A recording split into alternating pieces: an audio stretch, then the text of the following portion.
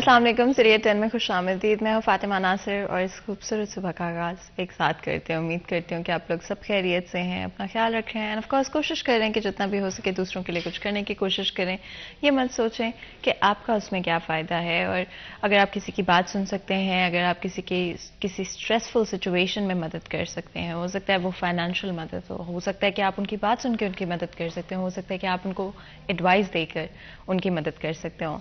And of course हमेशा कोशिश करते रहें कि आपकी वजह से किसी और को तकलीफ ना हो। ये भी बहुत मुश्किल हो जाता है एट टाइम्स जब हम देखते हैं कि दूसरे क्या कर रहे हैं, अपने आप को कंपेयर करने लग जाते हैं। और जब आप कंपैरिजन में पड़ जाते हैं तो आप कभी अपने ऊपर काम नहीं कर पाते। तो हमेशा अपने आप से कंपैरिजन करें। ये सोचें कि मैंने कल क्या किया था, मैंने आगे क्या करना है, मैंने खुद को कैसे तब्दील करना है, अपनी ज़िंदगी को कैसे बेहतर करना है। ये मत सोचें दूसरे क्या कर रहे हैं, दूसरों ने क्या नहीं किया, कोई आपसे आगे कैसे निकल गया। ये चीज़ें जब हम सोचते हैं तो सिर्फ हम नेगेटिविटी को बढ़ावा देते हैं। और हमें हमारी सोसाइटी में आज अच्छे इखलाक की ज़रूरत है, प्यार की ज़रूरत है, एथिकली मॉरली अपने आप को बेहतर करने की ज़रूरत है। आगे बढ़ते हैं, अपने आज के फर्स्ट सब्जेक्ट की तरफ चलते हैं। आप लोग जानते हैं हमारी हमेशा ना सिर्फ ये कोशिश रही है कि बिजनेसेस के हवाले से बातचीत करें, पर ऑल्सो कि ख़वातीन के मसाइल को हाईलाइट करें। हमारी सोसाइटी में जहाँ पर मुझे लगता है कि मर्द और ख़वातीन दोनों ही बहुत टैलेंटेड हैं, बहुत पोटेंशियल रखते हैं, वहीं पर हमारी कुछ सोशल हर्डल्स हैं, कुछ सोशल कंस्ट्रक्ट्स हैं जिनकी वजह से बहुत दफ़ा हमारी ख़वातीन थोड़ा पीछे रह जाती हैं। हम उनको शायद अपनी फैमिली स्ट्रक्चर्स में, अपने सोशल स्ट्रक्चर में उस तरह से सपोर्ट नहीं कर पाते जिस तरह के हम करना चाहते हैं। एक पेट्रियार्कल सोसाइटी में रहने का ये ड्रॉबैक तो है और नुकसान भी है, जहाँ पर कुछ प्लस पॉइंट्स भी हैं, लेकिन ये ड्रॉबैक्स बहुत मेजर हैं और बहुत प्रॉब्लमैटिक रहते हैं ख़वातीन की ओवरऑल वेलबींग के लिए। आगे बढ़ेंगे और हमारे साथ दो बहुत ही खास मेहमान मौजूद होंगे जो कि आज हमारे इस डिस्कशन में साथ देंगे। सबसे पहले हमारे साथ मोहम्मद बिलाल डोगर मौजूद हैं, सिटी 41 एंकर पर्सन है। बिलाल, आपको वेलकम करते हैं। बहुत बहुत शुक्रिया आपका आज हमारे शो के लिए वक्त निकालने के लिए। इसी के साथ शहला शरीफ साहब भी हमारे साथ मौजूद हैं, एग्जीक्यूटिव मेंबर एबुमा हैं, आपको भी वेलकम करते हैं शो में। बहुत बहुत शुक्रिया आपका भी आज हमारे शो के लिए वक्त निकालने के लिए।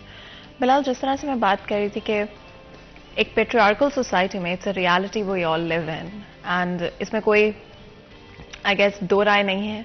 हमें नज़र आता है कि ख़वातीन बहुत सारी जगहों पे स्ट्रगल करती हैं, बहुत सारी हर्डल्स जो कि सोशल लेवल पर उनके लिए क्रिएट कर दी जाती हैं और कई दफ़ा इनफैक्ट घरों के अंदर और फैमिली लेवल पर भी क्रिएट कर दी जाती हैं। अगर आप ब्रीफली इसके बारे में बात करना चाहें और फैसलाबाद शहर की बिजनेस कम्युनिटी में ख़वातीन का ओवरऑल किरदार, अगर उसके बारे में भी कुछ आप कहना चाहें। फातिमा, बहुत शुक्रिया। अच्छा, आपने कुछ लफ्ज़ों का मैं कहता हूँ वो पंजाबी कहते ओला रखा, शर्म हया रखी है, लेकिन मैं उसको थोड़ा सा ब्रॉडर पर्सपेक्टिव में बयान करूँ क्योंकि आप खातून हैं, आप कहेंगी कि मर्द पूरा राइट नहीं देते तो शायद मर्द बुरा मनाएं। तो मैं कह देता हूँ मर्द सिर्फ नाम के ऊपर एम्पावरमेंट का जिक्र करते हैं, लेकिन बहुत सारी जगहों पे हम खुद हर्डल हैं। एक मर्द वाहिद की तरह मैं अपने आप को भी ले लूँ, हम बहुत सारी जगह पे गैर दनिस्ता तौर पे मुश्किलात खड़ी कर देते हैं ख़वातीन के लिए, जहाँ हम चाहते हैं कि इनको, हाँ हमारे लफ्ज़ों की हद तक आज़ादी है और सेम मेरे ख्याल में फैसलाबाद इंडस्ट्री के अंदर भी है कि डायरेक्टर्स, हमें एक लंबी फहरिस्त होगी जिनके नामों पे कर्जे लिए गए हैं, जिनके नामों पे फैक्ट्रियाँ चल रही हैं, जिनके नामों पे सब कुछ चल रहा है, लेकिन वो ख़वातीन सिर्फ डायरेक्टर्स के लेवल पे कैसे, ये मैं आपको अपने एक्सपीरियंस से बता रहा हूँ। अच्छा, मैंने मुख्तलिफ औकात में, जैसे वुमेन चैम्बर भी है, आपके पास यहाँ निगर साहिबा भी आई। अच्छा, वो प्रोफेशनल थी, जब उनकी बात करते हैं तो नज़र आता है। आपके पास और दीगर जो है शमा आपा भी आई, उनकी बात से आपको लगा उनका एक्सपीरियंस हो गया कि मर्दों से सीख के उन्होंने बोलना शुरू कर दिया। लेकिन कई ऐसी ख़वातीन हैं जो बड़े बड़े नाम हैं, उनसे पूछा, उनका जी हमें तो कुछ नहीं पता, हमारे शौहर ही करते हैं जो करते हैं, हम डायरेक्टर हैं बस। तो डायरेक्टर को एक गाड़ी दी है, जब कोई फॉरेन वफद आता है तो उनको मीटिंग में बिठा लेते हैं दिखाने के लिए। So basically we have took women like a show piece, हम कर रहे हैं। Very sorry to say this is the actual picture of this society. तो फिर जब आप निस्फ से जायद हिस्सा रखने वाले माशरे को सिर्फ एक शो पीस बना देंगे तो फिर आप कैसे डिजर्व करते हैं, कैसे आप सोच सकते हैं कि माशरा तरक्की कर सकता है। माशरा तरक्की, अच्छा आपने उनको बच्चे ट्रेन करने के लिए स्कूलों में दिए हुए हैं, लेकिन उन पर यकीन नहीं करते कि आपको माशरा चला सकते हैं। तो कॉन्ट्राडिक्शन तो है। अच्छा, ये कॉन्ट्रडिक्शन मैं फील करता हूं क्योंकि मैं खुद भी कहीं ना कहीं पूरे मुआशरे के अंदर इन कसूरवार या इन चीज़ों के अंदर मार्ज़ इल्ज़ाम जो आऊँगा तो मैं भी इसके अंदर आ जाता हूँ, हिशकंजे में आ जाऊँगा, क्योंकि मैं भी कहीं ना कहीं गैर दनिस्ता, मैंने कहा ना गैर दनिस्ता तौर पर मैं भी ऐसी हरकत करता हूँ। तो हमें बेसिकली अगर एक बहुत आगे लेके चलना है इस मुआशरे को, तो अगर मैं एक लफ्ज़ बोलूँ तो शायद वो गलत ना होगा। हमारे मुआशरे में बहुत सारी विडोज़ हैं, बहुत सारी ख़वातीन हैं जो कि बेसहारा हैं। तो दीन इस्लाम ने तो उनको बड़ा आज़ाद किया था तिजारत के हवाले से भी। तो क्या आज मेरा एक सवाल अपने आप से भी है, हम उनको बाइज्जत रोज़गार कमाने का इख्तियार देते हैं? जिसका जवाब बिल्कुल 100% बल्कि इससे ज़्यादा नहीं। क्योंकि अगर उसको कोई भी मर्द उसके रिश्तेदारों में से भी आके उसके साथ बात करने लग जाए या उसे हेल्प कर रहे हो तो हम एक गलत पर्सपेक्टिव क्रिएट कर लेते हैं साथ ही कि ये ताल्लुक ही गलत है। तो जब हम मुआशरे को प्रमोट ही एक नेगेटिव अप्रोच के साथ कर रहे हैं, हम बढ़ने नहीं दे रहे, तो यहां तो ये भी कहा गया था कि एक औरत को एक अच्छी औरत दे दो, वो पूरा एक मुआशरा अच्छा डेवलप कर लेती है। और बेनजीर भुट्टो ने हमें बताया सियासत करके कि सियासत ऐसे भी होती है। दुनिया के जितने भी मुसलमान ममालिक हैं उनमें पहली खातून वज़ीर-ए-आज़म बन के सामने आई और कस्मेटिक पर्सनैलिटी थी, आज भी लोग उन्हें याद करते हैं। तो खातून क्या नहीं कर सकती? आपकी कौमी असम्बली की स्पीकर रही हैं, आपके जस्टिस हैं, आपके अब तो जनरल के ओहदे पे भी फायज हैं। तो पुलिस के अंदर बहुत सारे आपके शो में आ चुकी हैं जो पुलिस ऑफिसर्स हैं, जो CSP ऑफिसर्स हैं, बहुत सारे ऐसे हमारे पास तो बेशुमार मिसालें हैं। तो हमारे पास देखें, मैं इसकी एक खूबसूरत मिसाल कल जब आपके शो में आना था ना, तो कल एक सोच रहा था कि मैं ये जुमला बोलूँगा। हमारे दीन इस्लाम में हज़रत बीबी फातिमा से शुरू होता है और दुनिया में मोहतरमा फातिमा जना आ जाती हैं। तो हमारा तो ख़वातीन से रिश्ता ही बड़ा प्यारा है। या तो कोई कह देना ख़वातीन के बगैर तरक्की नहीं। नबी पाक सल्लल्लाहु अलैहि वसल्लम की जितनी भी जदोजहद है उसके अंदर देखें, हज़रत खतीजा है, हज़रत आयशा है, हज़रत बीबी फातिमा खातून जन्नत है और सरदार है जन्नत की ख़वातीन की। तो दुनिया में आ जाए कि हज़रत मोहम्मद अली जिन्ना की जदोजहद बीबी फातिमा के जो फातिमा जिन्ना के बगैर नामुकम्मल है। तो फिर हम कैसे नामुकम्मल चीज़ें कर रहे हैं अपने मुआशरे के अंदर, जिस पाकिस्तान को इस्लामी जमहूरिया पाकिस्तान, इस्लाम दुनिया दोनों मिलती हैं। हमने ख़वातीन को, हमें तो ये सबक है, इसको लेकर चलना है। हम कहीं पीछे छोड़ के बैठे हुए हैं और कहते हैं नहीं नहीं नहीं नहीं। आप मुझे ये बताएं, मैंने आपसे प्रोग्राम शुरू होने से पहले भी ये बात की, मेरे ख्याल में शाला शरीफ साहिबा इसके ऊपर बेहतर बता सकेंगे कि मुश्किलात क्या होती हैं। मैं देख सकता हूँ, फील कर सकता हूँ, बता नहीं सकता जैसे ख़वातीन जो आप फील करती हैं। आप खुद ड्राइव करके आती हैं, आप बेहतर अंदाज़ा कर सकती हैं। बाइक पे जा रहा है, मैं अक्सर ये ऑब्जर्व कर रहा हूँ, और स्कूटी पे लड़कियां जाती, खुशी होती है कि चले एटलीस्ट बेसहारा को ये है कि वो खुद कुछ कर सकती हैं, रिक्शा चला रही हैं, टैक्सी चला रही हैं, टीवी ड्रामा भी इसके ऊपर चल रहे हैं। तो पीछे से हरासमेंट के जुमले बोले जाते हैं उनको। आप यकीन करें, मैं यहां तक देखा उन्हें मोटरसाइकिल से कट मार दी जाती है। यार अगर वो आ ही गई हैं तो उन्हें तो हमें ये होना चाहिए कि रास्ता दे दें, कि वो इस मुआशरे में ये देखें कि ये जो मर्द है ये मुझे अपना भाई लग रहा है, ये मुझे अपना बाप लग रहा है, ये मुझे बेटा लग रहा है, और ये मुझे स्पेस दे रहा है कि मैं ग्रो कर सकूं। जब वो ग्रो करेगी ना, उसकी नजर में भी इज्जत होगी। जो आज मुआशरे में हमारे में मर्द की ज़हनी तौर पे ना कि सारे मर्द एक जैसे होते हैं, ये भी झट जाएगी। और मैं आपको यकीन से कहता हूं ये झट जाएगी। जब उस खातून को आप थोड़ा सा बढ़ने देंगे, फलने फूलने देंगे ना, वो दरख्त आपको कहेगा यार ये मेरे जो साथ वाले दरख्त है ना बड़े अच्छे हैं, ये मुझे साया आने दे रहे हैं, ये मेरा हिस्सा नहीं खा रहे। तो फिर ऐसे चीजें मुआशरा परवान चढ़ता है। पूरी दुनिया तरक्की की है, और बाइज्जत रोजगार के लिए तरकीब ऐसे मुमकिन। अगर आप हर्डल्स पैदा करेंगे तो फिर इज्जत झटती जाएगी, जो कि अनफॉर्चुनेटली हो भी रही है। एंड एक बहुत इंटरेस्टिंग चीज़ ये है कि उसी माशरे में जहाँ पर अगर आप दूसरी ख़वातीन के लिए हर्डल्स क्रिएट कर रहे हैं एंड मे बी अनकॉन्शियसली कर रहे हैं, that is very important to say. And जिस तरह बिलाल ने कहा कि मैं अगर अपने वर्ड्स को थोड़ा कम इंटेंसिटी के साथ बोलना चाहते, because I do feel like कि किसी पर या जनरलाइज कर देना सही नहीं होता। ये कह देना कि सभी एक जैसे हैं, एक सोसाइटल सिस्टम और कंस्ट्रक्ट इस तरह का हो गया, ये डेफिनेटली ट्रू है।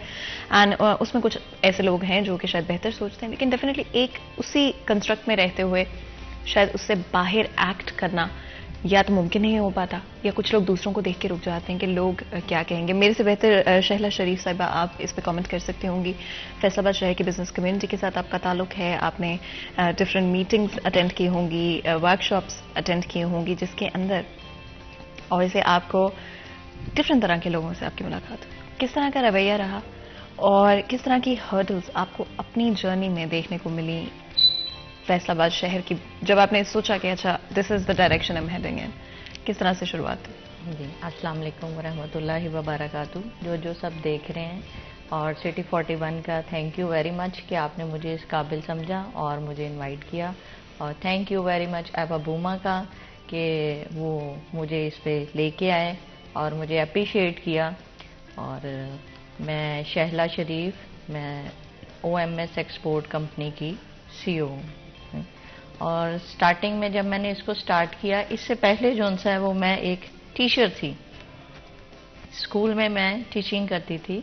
और लेकिन जब मैंने इसको मेरे भाई क्योंकि जर्मनी में होते थे, उन्होंने ये कंपनी बनाई और मुझे कहा कि तुम इस कंपनी को रन करो। तो उस टाइम मुझे कोई इंटरेस्ट नहीं था। तो मैंने कहा आप मुझे क्यों किधर फंसा रहे हैं ये मेरे बस की बात नहीं है। तो उसने कहा नहीं, आप इसको कर सकते हो, आप आगे बढ़ो, मूव फॉरवर्ड। तो फिर इस कंपनी को मैंने NTN बनाया और स्टार्ट किया। और बाहर से मुझे जो सा वो ऑर्डर मिला जर्मनी से। अब स्टार्ट तो कर लिया मैंने, अब जब बाहर से ऑर्डर मिल गया, अब उसकी भी जल्दी थी कि आपने टाइम पे ये माल जो सा उधर सेंड करना है। इधर से जो सारे प्रोसेस जब आप एक कंपनी को बिल्ड करते हैं तो वो करना पड़ता है। अब VBOK वगैरह बनने के लिए दे दिया, उसमें काफ़ी टाइम लग गया। ठीक है, अब इधर से जो बायर है वो कह रहा है मुझे माल सेंड करें जल्दी, ये टाइमिंग थी। तो ये मुझे बहुत ज़्यादा जो से हर्डल फेस करनी पड़ी और आइडिया नहीं था। ठीक है, जो मैं ये शेयर करना चाहूँगी इधर सबसे जो देख रहे हैं, जो न्यू कमर्स आते हैं इसमें वुमेन, क्योंकि वुमेन्स को कोई आइडिया ही नहीं होता इस चीज़ का, क्योंकि वो तो घर में बैठी हैं। और स्पेशली हमारे इधर फैसलाबाद में तो इस तरह का कोई एनवायरनमेंट नहीं है। लेकिन अब माशाल्लाह काफ़ी चेंजेस आ रही हैं और इसको चेंज हमने ही करना है।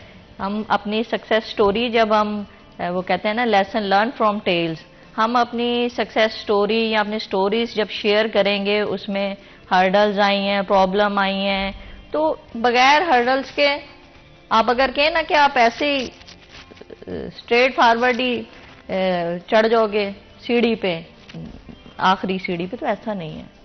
तो जब भी आपने स्टार्ट करना है, बिजनेस स्टार्ट करना है, आपको बहुत सी प्रॉब्लम फेस करनी पड़ेगी।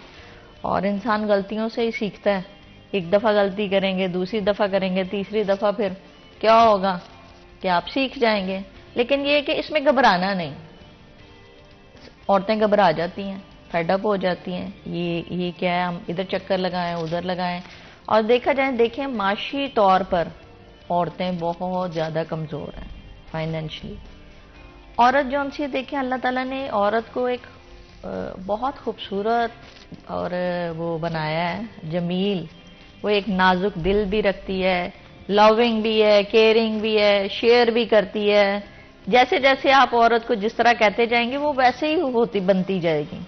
लेकिन इसके लिए जो है वो घर वालों की आप उनकी हौसला अफजाई करें, हस्बैंड करें, फादर करें, या आपके जो उनसे हैं भाई हैं वो करें। इनका बहुत ज़्यादा हाथ होता है आपको इस्टेब्लिश करने के लिए और आपको मोटिवेट करने के लिए।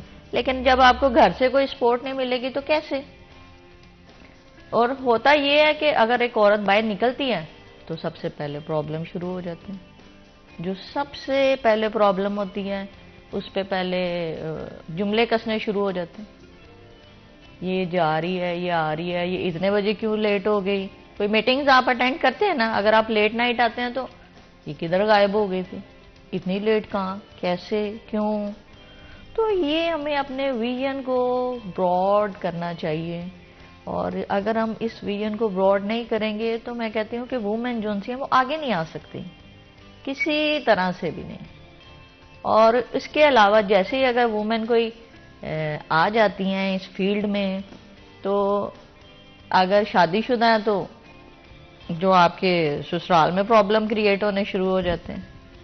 मर्द अगर आपके साथ कोऑपरेटिव भी है ना, फिर भी कहेंगे आप मर्दों को, मर्द बहुत अच्छे होते हैं, बीवी की बात भी सुन लेते हैं, आ भी जाते हैं, लेकिन फिर थोड़ी देर बाद साथ वाले जो सराउंडिंग के लोग होते हैं ना, वो ही उनको हाइपर करना शुरू कर देते हैं कि वो पंजाबी में मैं अब ये कह दूं, मैं नहीं, वो कहते हैं रानू मरीद या बीवी थले लगे हैं। तो ऐसे ना फिर मर्द को थोड़ा सा गुस्सा आ जाता है। अगर बीवी कुछ कह देती है या कमाई कर रही है या कुछ है तो कुछ भी कह दे, तो मर्द फिर ये कहना शुरू कर देता तुम रोब झाड़ी आज 4 दिन तुमने कमाई की और तुम ऐसे करना शुरू कर देते। इसके लिए सबसे पहले जो है ना, हमें मर्दों को चेंज करने की ज़रूरत है।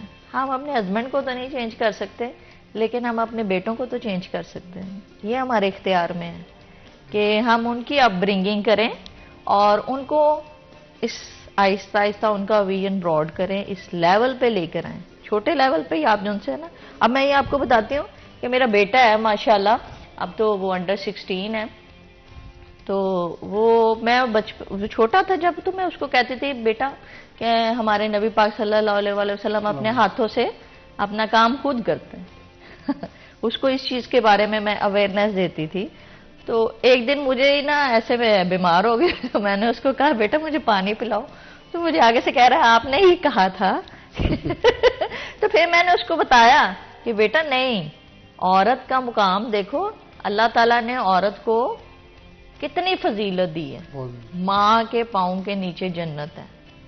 3 दफा सवाल पूछा गया कि किसका ज्यादा मुकाम है, तो तीनों दफा यही जवाब आया, औरत।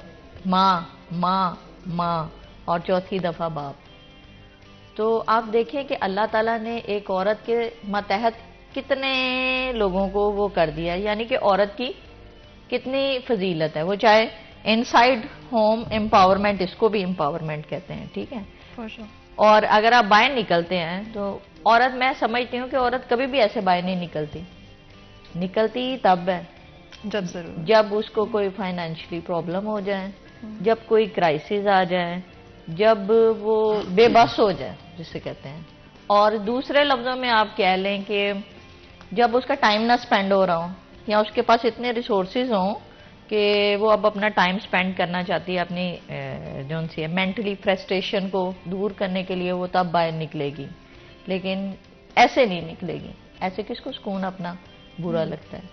लेकिन हमें इसको चेंज करना चाहिए कि औरत और मर्द एक लेवल पे आने चाहिए। बेशक हम देखें, बीइंग अ मुस्लिम, हम मुसलमान हैं, तो हमें यही बताया जाता है कि अल्लाह ताला ने मर्द को अपर हैंड दिया। खुदा के बाद सजदा जायज़ होता तो कहते हैं ना खावंद को होता।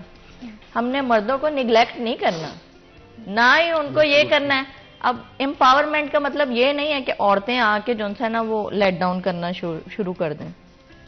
मैं इस तरह की कोई भी सुजेशन नहीं दूंगी किसी भी औरत को कि वो जरा सा थोड़ा सा ऊपर आए और वो जो है वो मर्दों को लेट डाउन करना शुरू कर दें।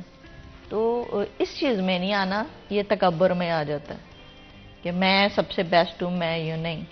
वो मर्द का एक अपना मुकाम है, लेकिन इसके साथ साथ अगर औरत बाहर निकलती है तो उसको बहुत प्रॉब्लम फेस करने पड़ते हैं। सबसे पहला जो प्रॉब्लम उसको फेस करना पड़ता है वो अनसेफ और अनहेल्दी एनवायरनमेंट। देखें, बाहर निकली है, अब मैं आपको बताऊं कि कुछ अर्सा पहले की बात है, मुझे बड़ा शौक हुआ, मेरा ख्याल है 10 साल पहले की बात है। तो ये स्कूटी वगैरह आई, तो मैंने अपने भाई से कहा कि मेरा दिल करता है मैं स्कूटी चलाऊं ना तो वो कहता ओके मैं तुम्हें ले देता हूँ, क्योंकि मेरा जो बैकग्राउंड था, मेरे जो पैटर्नल फैमिली वो सारी शुरू से बाहर रहती रही है, तो उनका विजन थोड़ा सा ब्रॉड था, कंजस्टेड नहीं। तो मुझे उसने कहा कि अच्छा चलो तुम्हें मैं स्कूटी ले देता हूँ। तो अब जो साथ वाले वो डराना शुरू हो गए। एंड यही आई थिंक बहुत सारी एरियाज में आप देखेंगे एंड बहुत सारे इंस्टेंसेस हैं जहाँ पर अगर फैमिली की तरफ से सपोर्ट मिल भी जाता है, बट सोशली कुछ चीज़ें अनएक्सेप्टेबल होती हैं, डिफरेंट तरह की रिस्ट्रिक्शंस आपको देखने को मिलते हैं। इससे पहले कि मज़ीद गुफ्तगू करें, ब्रेक लेते हैं, कहीं मिल जाएगा हमारे साथ रहेगा।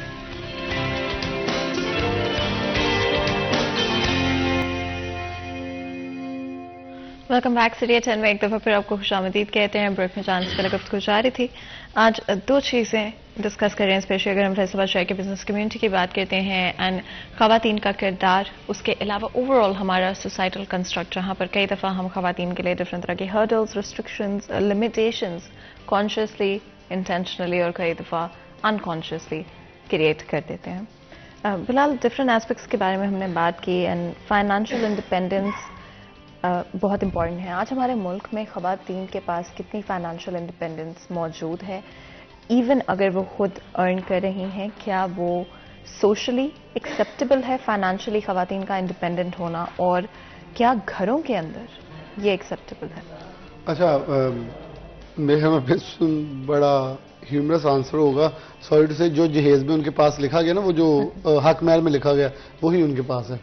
बाकी तो फिर वो उनको ये कह दिया जाता है घर भी आपका है, सब कुछ आपका है, लेकिन आपका है, आप इसे यूज नहीं कर सकते, सिर्फ रहने के लिए इस्तेमाल कर सकते हैं। कई इन्वेस्टमेंट देखिए, मर्द है वो उसे गिरवी रखवा के बिजनेस कर लेता है ना, तो औरत को भी हो तो वो भी इसको इन्वेस्टमेंट करके कारोबार। अच्छा देखिए, आप एक घर का किचन दे रहे हैं जो सबसे बड़ी जिम्मेदारी है, अब घर का पूरा फाइनेंस बीवी के हाथ में देते हैं, माँ के हाथ में देते हैं, वो चलाती है। एक बात इन्होंने कही, मुझे उससे याद आया कि ये कह रही मैं अपने बेटे को, देखिए ये है एक्सेप्टेंस लेवल, कि ये एक्सेप्ट कर रही है कि हम अगर अपने हस्बैंड्स के साथ नहीं तो हम आने वाला माशरा तो ठीक कर सकते हैं। ये सब औरतों के लिए एक बहुत स्ट्रॉन्ग मैसेज है कि अगर आप ये कहती हैं ना कि सड़कों के ऊपर आपको कोई हरासा कर रहा है, तो देयर इज सम हाउ आप रिस्पॉन्सिबल है, आप नहीं तो कोई ना कोई खातून रिस्पॉन्सिबल है कि उसने अपने बेटे को ऐसी ट्रेनिंग क्यों दी कि माशरे में जाके मेरी माँ ने अल्हम्दुलिल्लाह मुझे ये बताया कि जो औरत है, बेटा आप जो मर्जी करो, आप जैसे मर्जी बैठो, खवातीन के साथ आप ऑफिस में काम करते हो, मुझे कोई इतराज नहीं, लेकिन औरत की इज्जत का ख्याल रखना। ये मुझे मैसेज मिला हुआ है इन माई कॉलेज डेज, मुझे अभी तक वो याद है बिल्कुल, और जगह भी याद है जहां खड़े होकर किचन में मुझे एक दिन वो आराम से ये समझा रही थी। तो माँ दर्शगा है, अगर माँ ने नहीं समझाया तो माशरे के अंदर, अगर मैं ये पॉजिटिव बात को ये कर रहा हूं, मैं एक्सेप्ट कर रहा हूं अपनी गलती को, तो फिर माएँ बाकी बच्चों को क्यों नहीं बता रही? कहीं ना कहीं वो माँ कसूरवार है। क्यों? माँ बेटे को उठाती है, बेटी को नहीं उठाती। बेटी को तो आप समझते हैं हमारे घर में बोझ आ गया, जब बेटा पैदा होता है मिठाइयां तकसीम करते हैं, तो उस बेटी के लिए जरा महंगी मिठाई तकसीम करें तो जो बेटी होगी वो पावरफुल होगी, बेटा भी थोड़ा सा एहसास होगा कि भाईजान मैं इधर मैनू भी ख्याल करना पड़ना, मुझे मिठाइयों का जरिया बनना पड़ना, ना कि उनका नजराने लेने पड़ेंगे। तो बेटे तो हमने ट्रेन करने हैं। तो बेसिकली हम बेटी को प्यार के लिए चाहते हैं अल्लाह से, अल्लाह बेटियां दे ताकि वो हमें प्यार बहुत करती हैं, लाड बहुत करती हैं।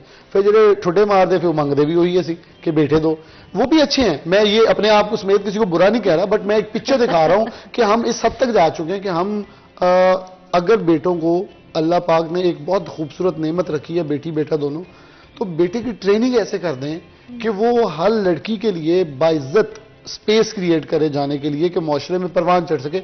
आप यकीन करें खूबसूरत तरीन माशरा है, और ये हमारी फैमिली ओरिएंटेड सोसाइटी का हुस्न था जिसको आज हम खत्म करके किसी ना किसी तरह एक उस माशरे की तरफ बढ़ रहे हैं जो यूरोप, बरतानिया, अमेरिका में था। वो वापस फैमिली सिस्टम में आ रहे हैं, हम उनके पीछे लगे हुए हैं। वो निकल जाएंगे, हम वापस आ जाएंगे, तो हम फिर उस जो चीजों वापस नहीं कर सकेंगे। एक इन्होंने और बड़ी खूबसूरत बात की कि खवातीन भी बाइज्जत तरीके से रोजगार कमाना चाहती हैं। जब आप नहीं कमाने देंगे, फिर वो जब वो नारा लगाती है ना फेमिनिज्म वाला, जाके मेरा जो भी, मैं तो उसको नोटिफिकेट नहीं करता कि मैं उसका जरिया भी ना बन जाऊं उसकी प्रमोशन का, तो वो फिर लोगों को आप उनको जब पिस ऑफ कर देंगे वो तो फट जाएगा। लावा है ना, जब आप उसको प्रेस करेंगे वो फटेगा, फट के फिर वो करेगा जो उसका जिद हो गया ना, जिद है, फिर वो अपनी जिद पूरी करने के लिए किसी भी तरह का अपना राइट छीनने की कोशिश करेंगे। तो राइट छीनते छीनते जब उनके साथ ज्यादतियां इतनी हो जाएंगी, हाँ मेरे ख्याल में, मेरा मानना यह है जो लोग वहां एहतजाज करने खवातीन जाती हैं उनके साथ कोई ज्यादती नहीं हुई, वो इस माशरे के साथ ज्यादती कर रही हैं, उन खवातीन के साथ ज्यादती कर रही है जो बाइज्जत रोजगार कमाना चाहती हैं। वो बड़े अच्छे और एलीट बैकग्राउंड से आई हैं, उन्हें कोई मुश्किल नहीं है। जो मुश्किल सह के, जैसे शहला शरीफ साहब ने बताया, हम मेहनत करके आने यहां तक पहुंचे हैं, इन लोगों के लिए हर्डल्स हो जाएगी। लोग इनको उनका ताना मारेंगे और मारते हैं, मैंने खुद सुना है। और फिर तुसी सड़कों से जाके एहतजाज ही करना वा, तुसी जाके फिर अपना हक ही मंगना। जब आप वहां मर्द के गले में कुत्ते वाला पट्टा डाल के उसे अपने एहतजाज करेंगे तो फिर नेगेटिव अप्रोच तो क्रिएट होगी। अब मैंने एक ब्रेक में तो मैंने अच्छा लताड़ लिया मर्दों को, अब थोड़ा सा हम इधर से जो इनकी बात है उसी को मैं लेके चला हूं कि ये एक्सेप्टेंस लेवल है। अगर इधर से मर्द एक्सेप्ट कर रहा है तो खवातीन भी एक्सेप्ट कर रही हैं कि हमने अपने बच्चों को इस हद तक तैयार करना है। तो मेरे ख्याल में शौहर भी हमें, मतलब मेरी अगर 31 साल में या 30 साल में शादी हो गई है तो चलें 15 साल पहले ट्रेनिंग होगी, 15 साल 5 साल में बीवी मेरी ट्रेनिंग थोड़ी सी चेंज कर सकती है, फिर कहीं ना कहीं तो गलती खराबियां, और बीवियों को बड़े अच्छे तरीके से ये खराबियां निकालनी आती हैं, उनके बड़े टैक्टिक्स होते हैं, तो खराबियां निकल जाती है। इन्होंने कहा शौहर नहीं ठीक हो तो मेरे ख्याल में वो भी ठीक हो जाते हैं, वो बेचारे जल्दी ठीक हो जाते हैं, तो बच्चे भी ठीक हो जाते हैं। तो मेरे ख्याल में माशरे को जरा थोड़ा सा पॉजिटिव अप्रोच बहुत जरूरी है इस वक्त। मैं समझता हूँ हमारे तमाम मसाइल का हल ये है हम अगर आप किसी से पूछ लें मौशी हालात, वो बंदा अच्छा खासा बड़ी गाड़ी में बैठा होगा और नहीं भाजी कितने करे कारोबार, लुटे गए मार गए। आप कभी ये तो कह के देखें अल्लाह का शुक्र है इंशाल्लाह ठीक हो जाएगा। सब लोग पॉजिटिव अप्रोच करें। देखें हम बारिश के लिए अल्लाह के हजूर सज्जा मसजूद होते हैं, हम कारोबार की बेहतरी दुआ करते हैं, तो दुआ तो हमारी जुबान पे हो जानी चाहिए। हम हर लम्हा ये बोलें बेहतरी आएगी, इंशाल्लाह अच्छा हो जाएगा, अल्लाह मालिक, क्योंकि अल्लाह ही मालिक है अगले कल का। आज का अल्लाह ने कहा तुम सोचो, तुम खाओ जो तुम्हें दिया है, कल का क्या है वो तुमने नहीं सोचना। हज़रत अली की जिंदगी से हमें मिलता है, नबी पाक सल्लल्लाहु अलैहि वसल्लम की जिंदगी से मिलता है। तो हमें तो सबक है कि कल का नहीं सोचना आपने, कल का जो अल्लाह ने सोचा वो होना है। आप कैसे सोच सकते हैं आप कल क्या करेंगे? देखें टर्की के अंदर जलजला आता है, लोग जो अरबों के मालिक थे वो झोंपड़ियों में बैठ के खाना मांग रहे हैं। तो how can you think about कि मैं कुछ कर लूंगा कल? तो हमें थोड़ा सा पॉजिटिव अप्रोच और रियलिटी अप्रोच, फिक्शन छोड़े, दुनिया में उतरे। ये दुनिया एक्चुअल चल रही है, ड्रामा फिल्म या वो फिक्शन या क्लिपिंग नहीं चल रही। आप लाइव आए, लाइफ बहुत खूबसूरत है। और मेरे ख्याल में कल हमारे फैसला में सरफराज शाह साहब भी आए थे, तो वो भी, उनकी बातों से मुझे हमेशा ये चीज़ें मिलती हैं कि पॉजिटिव अप्रोच तो लेके चलें ना, हम एक सोच को लेके प्रिवेल करें कि बेहतर हो जाएगा, ठीक हो जाएगा, बुरा वक्त है मिट जाएगा। हाँ, अब आजकल माशरे में बहुत सारे मसाइल इसलिए आप जिससे भी पूछ लें वो 80% लोग हमें और नहीं पाजी बचना ही कुछ नहीं, पाकिस्तान से बाहर चले गए, बदगुमान हो जाते हैं बहुत जल्दी। जी बिल्कुल। और नेगेटिविटी बहुत ज्यादा है। और इसके लिए भी जो सा ना आपकी पर्सनालिटी ग्रूमिंग की वर्कशॉप होनी चाहिए, चाहे वो जो सा है वो इस्लामिक पॉइंट ऑफ व्यू से। लेकिन देखिए ना आप 1400 साल पहले जो हमारे नबी पाक सल्लल्लाहु अलैहि हज़रत मोहम्मद सल्लल्लाहु अलैहि वसल्लम ने जो चीज़ें बताई थी वो मगरिब ने तो फॉलो कर ली, लेकिन हम सिर्फ इसी पे ही हैं कि खातमुल अंबिया, आखिरी नबी, बस इसके नारे। और जो सुन्ना उन्होंने बताई हैं उस पर एक सिंगल इम्प्लीमेंट नहीं। ठीक है, हमें बदगुमान नहीं होना। अगर ये बदगुमानी और नेगेटिविटी छोड़ देना तो आपकी बात से मैं भी सहमत हूँ कि बिल्कुल तवक्कल अल्लाह ताला की ज़ात पर। अब देखिए परिंदे हैं ना, वो जाते हैं, रिज़्क उनको भी मिलता है। तो हमें भी ये चीज़ें सोचनी चाहिए कि इंशाल्लाह अल्लाह ताला बेहतर करेगा। और हम एक्चुअली होता क्या है कि हम शुक्रगुजार नहीं हैं। एंड एक पॉजिटिव आउटलुक बहुत इंपॉर्टेंट है। आपने जिस तरह से कहा कि शुक्र अदा करना अल्लाह का, वो भी बहुत इंपॉर्टेंट है। एक छोटी सी बात मैं कहना चाहूँगा कि मैं आपके पास, फॉर एग्जाम्पल आप दो खवातीन बैठी, मैं आपके पास बैठ के भी कहूँ नहीं नहीं नहीं नहीं हालात बड़े ख़राब हैं, बच रहे कुछ नहीं। अच्छा, मैं शायद साहब का मजबूत हूँ, मैं कल को जाके अपने पाँव पे खड़ा हो जाऊँ, मैं अपने ज़हन को करूँ नहीं नहीं यार गलत कुछ नहीं, ठीक हो जाएगा, लेकिन मेरे बातों का असर आप पे हो जाए तो मैं तो कसूरवार हूं ना। तो कहीं ना कहीं हम जिम्मेदार हैं उन लोगों को फंसाने वाले जो ज़हनी तौर पे शायद कमजोर थे और ये सोच रहे थे कि यार चलो शायद कल को पैसे बच जाए, और हम उसको ये सोच देंगे नहीं कल को कुछ नहीं बचना, तू छाड़ दे, तू लुटे आ गया। अच्छा, क्योंकि हमने ये सोच अपना ली ना, हम ठीक हो गए हैं, लेकिन हमारी वजह से 10 लोग और परेशानी में जा सकते हैं। एक नेगेटिविटी एंड दूसरा फेलियर को एक्सेप्ट ना करना। क्या आपको लगता है ये, चाहे वो हम मर्द हजरात की बात करें, खवातीन की बात करें, फेलियर को बहुत बुरी चीज़ समझा जाता है, रीडायरेक्शन नहीं समझा जाता, बल्कि ये समझा जाता है कि एक दफ़ा अगर ये फेल हो गए या कोई चीज़ नहीं उतनी सक्सेसफुल हो पाई, बिजनेस में डाउनफॉल आ गई फॉर अ बिट, तो उसको हम हरफे आखिर क्यों समझ लेते हैं कि बस सब खत्म हो गया? उसकी वजह पता क्या है? उसकी वजह ये है कि हम इस्लाम से दूर हैं। हमने सिर्फ कुरान जो कि अल्लाह ताला ने उसमें देखें सूरत पारा नंबर 1 में सूरत बकरा में ये फरमाया कि ज़ालिकल किताबु ला रैब फ़ीहा हुदन लिल मुत्तकीन। ठीक है, इस किताब में कोई शक नहीं और हदायत है लोगों के लिए। अब होता पता क्या है कि हमारा इस्लाम सिर्फ उतनी देर तक है कि हम ये कुरान पढ़ लें, अरबी सूरह यासीन पढ़ लो, सूरह रहमान पढ़ लो, सूरह मुल्क पढ़ लो, छुट्टी। अंदर क्या है उस पे कोई पता नहीं। ठीक है, और एक्चुअली जोन सा है कुरान हमें किस चीज़ का दर्स देता है, वो ही मैं आपको फिर ये माई लाइन ऑफ इंक्वायरीज देखें कि लेसन लर्न फ्रॉम टेल्स। अब देखें कि जितने भी अंबिया के वाक़यात बयान किए गए, क्या बताया उसमें यही बताया ना कि आपने सब्र करना है, दर गुजर करना है। हज़रत यूनुस अलैहिस्सलाम देखें, हम ये सोचते हैं कि शायद पैगंबरों के साथ कुछ भी नहीं हुआ या ऐसे ही है। मैं अपनी आपको बात बताती हूँ कि मैं भी ये सोचती थी शायद वक्त के साथ साथ इंसान को शऊर आ जाता है या कुछ भी है। तो हज़रत यूनुस अलैहिस्सलाम जब तबलीग कर रहे थे जिस कौम में, तो वो उन पे हुटिंग करते थे। अगर मैं जिस तरह आपने अभी बात की हरासमेंट भी Bilal is a very huge issue and वो हमें अपनी सोसाइटी में देखने को भी मिलता है डेफिनेटली। तो चाहे आप बिजनेस सराउंडिंग्स में बात करते हैं, आप सोशल सराउंडिंग्स में बात करते हैं, आपको एक हरासमेंट होती हुई नज़र आती है। एंड अगेन वो सोशल कंस्ट्रक्ट पर वापस चला जाता है, पेट्रियार्कल सोसाइटी के ड्रॉबैक्स में भी काउंट होता है। इससे पहले कि मज़ीद गुफ्तगू करें, ब्रेक लेते हैं, कहीं में जाएगा हमारे साथ रहिए।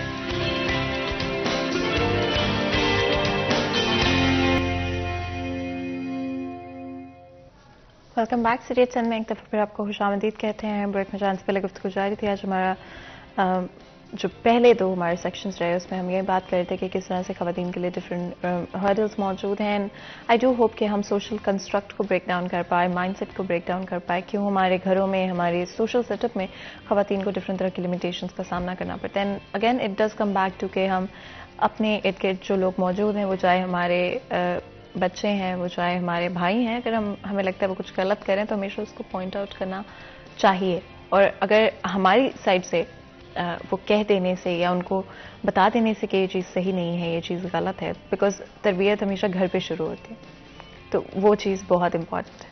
इसके अलावा आप कोशिश करते हैं कि बिजनेसेस की भी बात कर लें। अगर ख़वातीन आना चाहती हैं फैसलाबाद शहर की बिज़नेस कम्युनिटी में, चाहे वो एक्सपोर्ट के लिहाज से या किसी और एंगल से या एस्पेक्ट से वो इन्वॉल्व होना चाहती हैं, तो क्या ऑप्शंस अवेलेबल हैं और किस तरह से वो इसको कर सकते हैं? बिलाल, अगर आप इस पर ब्रीफली बात करना चाहें। अच्छा, हैरासमेंट के एलिमेंट्स के अंदर ना आप जब डिस्कस करी थी, कुछ एक चीज़ बड़ी अहम है जिसमें हम, मेरे ख्याल में यहाँ मैं ख़वातीन को कुछ कसूरवार ठहराऊंगा जो ऑलरेडी इस पूरे सिस्टम के अंदर हैं। उन्होंने इसको कुछ मैनिपुलेट किया, जब मिस यूज़ किया, जिस बुनियाद के ऊपर एक तासुर बन गया कि ख़वातीन इस चीज़ को गलत एक्सरसाइज करने लग गई। कि देखें, अब मैं फॉर एग्जांपल आपके पास बैठा हूँ, आपको समझा रहा हूँ या आपको कुछ चीज़ बता रहा हूँ, मैं हरासा नहीं कर रहा ना मेरे जहन में, लेकिन अगर आपको फील हुआ है, इट्स नॉट माई प्रॉब्लम, क्योंकि मैं इस जहन के साथ आपके पास बैठा नहीं था, मैं आपको यही चीज़ बता रहा था। तो ये हमें हरासमेंट का भी एक चार्ट ड्रॉ होना चाहिए कि हरासमेंट क्या होती है। कभी कभी हम खुद हरासमेंट अलाउ कर रहे होते हैं। आप अपने दोस्त के साथ यूनिवर्सिटी में बैठते हैं, उसे अलाउ करते हैं, मजाक सब कुछ, जब वो टच या कुछ ऐसी हरकत कर जाता है, फिर आप कहते हैं मुझे हरासा किया गया। तो हरासा तो पहले दिन किया गया था, जब आपने उसे अलाउ करके यहाँ तक इजाज़त दी है।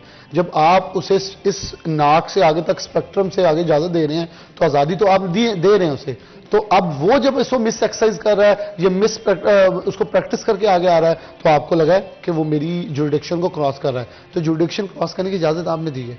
अगर आप शटअप कॉल देके पहले दिन एक बाइज्जत तरीके, शटअप कॉल नहीं सख्त होती, आप एक ड्रॉ कर लें लाइन, तो मेरे ख्याल में ये काम कर रही हैं, आपके सामने पूरे शहर के अंदर करती हैं, तो लोगों को पता है कि इनकी रिस्पेक्ट क्या है। तो आपने अपना एक जो आईना, अपना एक अक्स है, वो खुद बना के रखना है। तो कुछ लोग ये सोच लेते हैं शायद हम किसी का भला, कभी कभी मर्द भला कर रहे हो ना तो वो बुरा बन जाता है। मैं अपनी प्रैक्टिस बता देता हूँ। मैं सब ये एक नहीं कई वाकयात हुए कि आप कभी अच्छा चाह रहे होते हैं, लेकिन दूसरी तरफ से एक सोच प्रिवेल करती है कि आप नेगेटिव अप्रोच रखते हैं। अच्छा, उसके लिए शर्मिंदगी भी ज़्यादा होती है कि मैं कीता भी कुछ नहीं, जब फंस भी गया।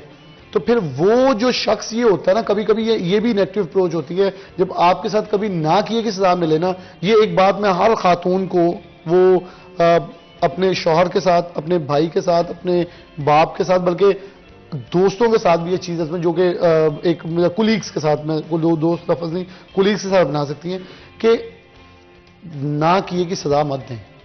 जब हम ना किए की सजा देना शुरू कर देते हैं ना, उसका होता पता क्या है? फिर मैं कहूँगा गंदा था, मैं हो ही गया हूँ, चलो मैं कर भी लेता हूँ ये काम।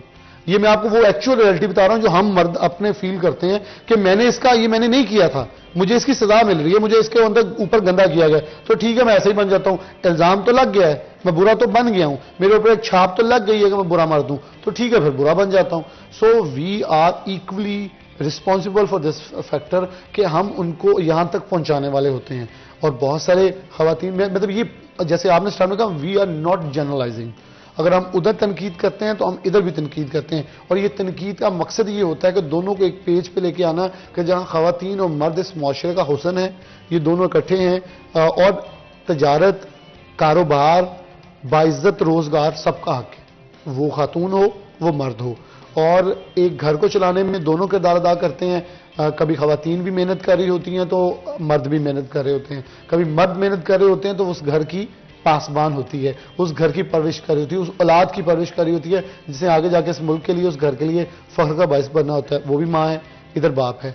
तो दोनों तरफ जब क्लैश शुरू होता है ना, फिर घर भी टूट जाते हैं, मुआशरा भी टूट जाता है और सिस्टम भी कोलैप्स करता है और नस्लें तबाह हो जाती हैं। एग्जैक्टली।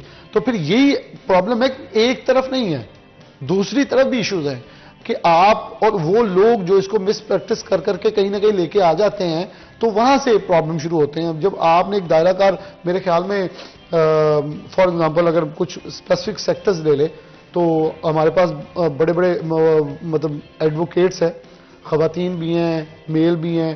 तो जो खवातीन एडवोकेट्स हैं उनका अगर नाम आप देखें, जो बड़े नामवर हैं इस वक्त, तो अगर देखें आज भी सुप्रीम कोर्ट में एक ग्रुप ही सिर्फ उनके नाम से जाना जाता है, जिन्होंने पाकिस्तान में एक बहुत बड़ी जो है वो वकालत का पेशा अपनाया और कानून को तकद्दुस दिया। तो आसमा जहांगीर साहबा, ऐसे जो नाम है वो, जैसे मैंने बेनजीर का नाम लिया, तो जिन्होंने अपना लोहा मनवाया उनको अडॉप्ट करें, हम उनको लेके चलें ना, उनके पीछे चलें। हम जो नेगेटिव अप्रोच वाले लोगों को साइड पे करते जाए, तो मेरे ख्याल में उन सब लोगों को जो ये कह देते हैं बाकी भी तो सारे यही करते हैं, अपन, तो हम अपने जात के हिसाब से पॉजिटिव होते जाए तो बेहतरी हो जाएगी। जब आप अगेन जब भी कोई मूवमेंट होती है और किसी तब्दील करने का, किसी चीज़ को तब्दील करने की कोशिश की जाती है, तो उसमें हमेशा हर किसी को हक है कि उनका अपना ओपिनियन हो। लेकिन जब हम जनरलाइज कर देते हैं किसी चीज़ को, यानी कि हम एक तरह से हर शख्स के ओपिनियन को फॉर्मुलेट करने की कोशिश करते हैं, तो वहाँ पे प्रॉब्लम्स क्रिएट होते हैं। जिस तरह से हो सकता है कि इस सारी मूवमेंट को लेके, ख़वातीन के हकूक़ को लेके, हर डिफरेंट ख़वातीन का डिफरेंट ओपिनियन हो इसके ऊपर। हो सकता है डिफरेंट शहरों से वो बिलोंग करती हूँ, हो सकता है डिफरेंट कम्युनिटीज़ से बिलोंग करती हूँ।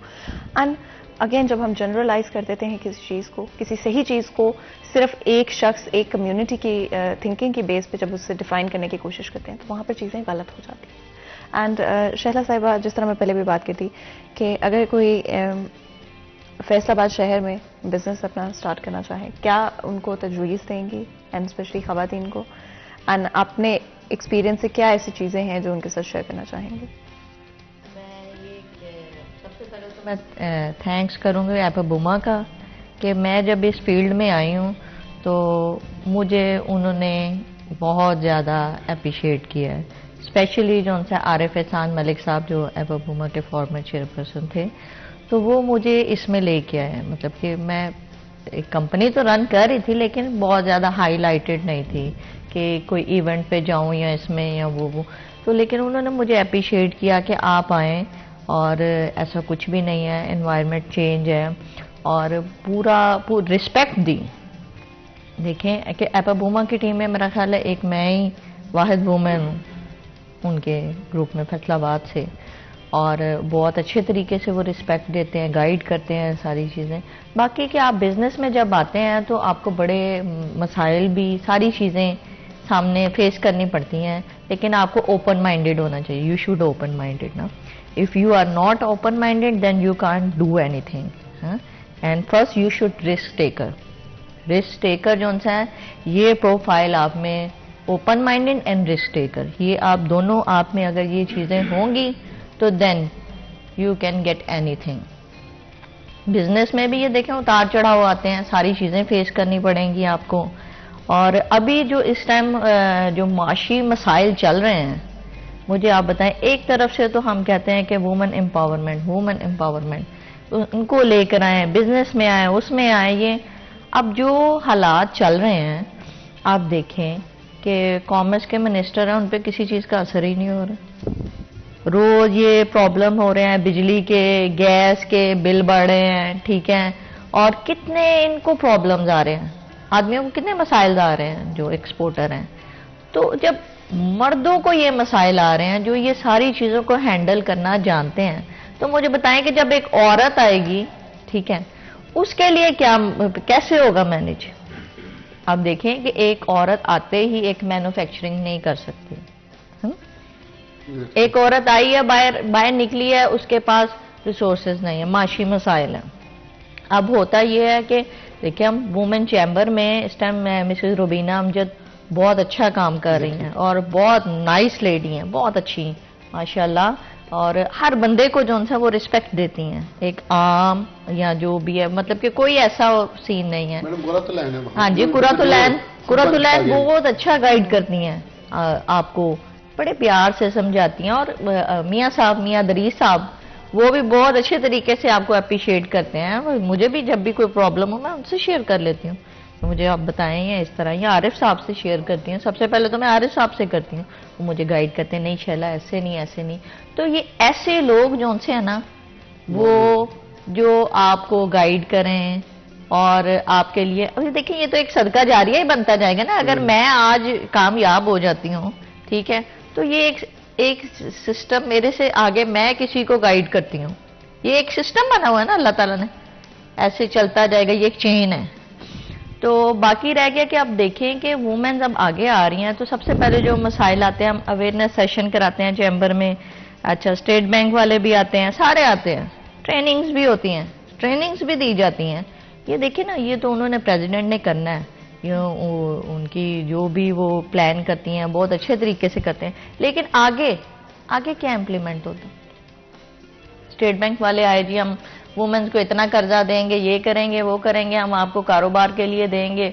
अच्छा, अब जब उनके पास जाओ, अब ये रिक्वायरमेंट, वो रिक्वायरमेंट, अगर ये इतनी आसान पॉलिसी बना दी जाए, मैं ये हुकूमत से मैं ये रिक्वेस्ट करूंगी, हुकूमत से, अगर वो मुझे सुन रहे हैं या देखें या मेरा प्रोग्राम सुने, तो मैं ये इमरान खान साहब से, मैं पर्सनली इमरान खान साहब को बहुत लाइक करती हूँ, मरियम नवाज भी मुझे बहुत अच्छी लगती हैं, और जरदारी साहब भी अच्छे हैं, लेकिन ये मैं किसी को नेगेटिविटी का मैं वो नहीं कहूंगी, सबको अच्छा कहेगा, कोई सोन तो ले रहे नहीं। उसका मतलब ये कि ये वो माशरे को कैसे, इस कौम को के लिए कितने मसाइल क्रिएट कर रहे हैं। हमें ये नहीं चाहिए कि एक उठ के कहता है वो चोर, वो डाकू, वो लूट गया, दूसरा आता है वो कहता है वो नहीं सही, ये नहीं सही, वो नहीं सही। अब देखें, अब चेंजेस क्या है? तब्दीली के भी नारे हैं, ठीक है, लेकिन चेंजेस क्या है? एक जो पार्टी आई है, ठीक है, उसमें से जो बंदे हैं वो पहले दूसरी पार्टी में चले गए, वो चोर बन गए, उसके बाद जब वो आए तो वो उनके साथ मिल गए तो वो सही हो गए। तो व्हाट इज दिस? हाँ, तो हम कैसे चेंज लेके आएंगे? ठीक है, kindly please, it's my humble request to all of you कि चेंज ये इस तरह चेंज नहीं है। आप सब प्लीज जो है ना, एक दूसरे को क्रिटिसाइज करना बंद करें और काम करें, लोगों के लिए आसानियां पैदा करें, इनके लिए, औरतों के लिए स्पेशली जो है, इनको वो लोन वगैरह फ्राहम करें। अगर देखें, अगर औरतों ने यही क्राइटेरिया और सारी चीजें करनी, अब मुझे बताएं कि जो अगर कोई मुतलका है, कोई बेवा है, ठीक है, वो कैसे अपनी इनकम शो करेगी? अच्छा, इसके अंदर मकसूद हम ये कह सकते हैं, फेडमिक जैसे इदारे के अंदर आप 8000 एकड़ के अंदर एटलीस्ट 1000 एकड़ ही खवातीन के लिए स्पेसिफाई कर दें, जहां सिर्फ वो इंडस्ट्री लगाएं, उनको आसान किस्तों पे कर्जे दें, ताकि वो आगे बढ़ के खुद कारोबार कर सकें। आसान हल, short. It doesn't have to do with के कौन सही है कौन गलत है। हम सब चाहते हैं पाकिस्तान तरक्की करे, और उसमें बहुत बड़ा एक पार्ट खवातीन ने प्ले किया। तो फैसिलिटेट करें अपने घर की खवातीन को भी, सोशली अगर आप इंटरैक्ट करते हैं उनको भी फैसिलिटेट करें। आप दोनों का बहुत बहुत शुक्रिया आज हमारे वार शो के लिए वक्त निकालने के लिए। यहाँ पर एक ब्रेक लेते हैं, कहीं मजा आएगा, हमारे साथ रहेगा।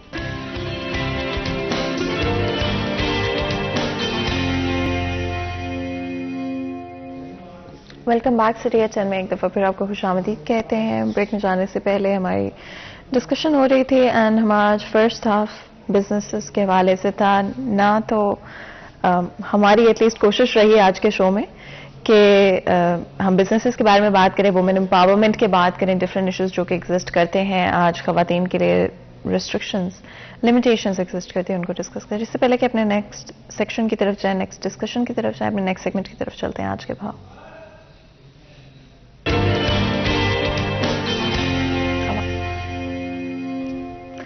तो जी मोहम्मद बिलाल दोगर हमारे साथ मौजूद होंगे, जानेंगे रेट्स के हवाले से। जी बिलाल।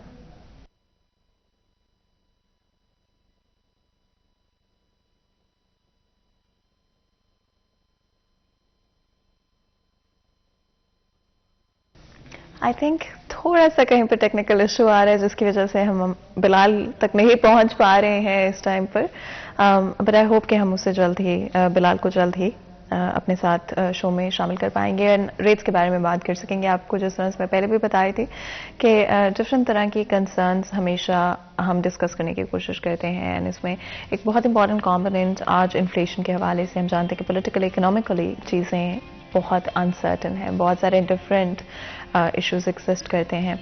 एंड जब हम आपको ये रेट्स बताते हैं या मार्केट कमेटी की तरफ से जो रेट्स डिक्लेयर किए गए हैं, हम चाहते हैं आप वेल इन्फॉर्म्ड हो, वेल नोन हो आपके लिए सारी चीज़ें, ताकि आप अपने लिए अच्छे फैसले कर सकते हो, ना सिर्फ ओवरऑल बट ऑल्सो कि जब आप खरीदारी करने जाते हैं वहाँ पर आपको पता हो कि आपके क्या राइट्स हैं, क्या रेट्स दिए गए हैं, और कोई भी उस चीज़ का एडवांटेज ना ले सकता हो। हमारे साथ बिलाल मौजूद हैं। अब बिलाल की तरफ चलते हैं। जी बिलाल। जी बिल्कुल, मार्केट कमेटी फैसलाबाद की जानिब से आज बरोज़ आर्मी की कीमत जो है वो 250 रुपये फी दर्जन के ऊपर बरकरार है। सब्जियों में तेज़ी देखी जा रही है, जिसमें प्याज 500 रुपये महंगा हुआ है, 165 से 170 रुपये किलो। टमाटर 3 रुपये महंगे हुए हैं, 40 से 43 रुपये किलो। अदरक थाईलैंड 20 रुपये महंगा हुआ है, 510 से 530 रुपये किलो।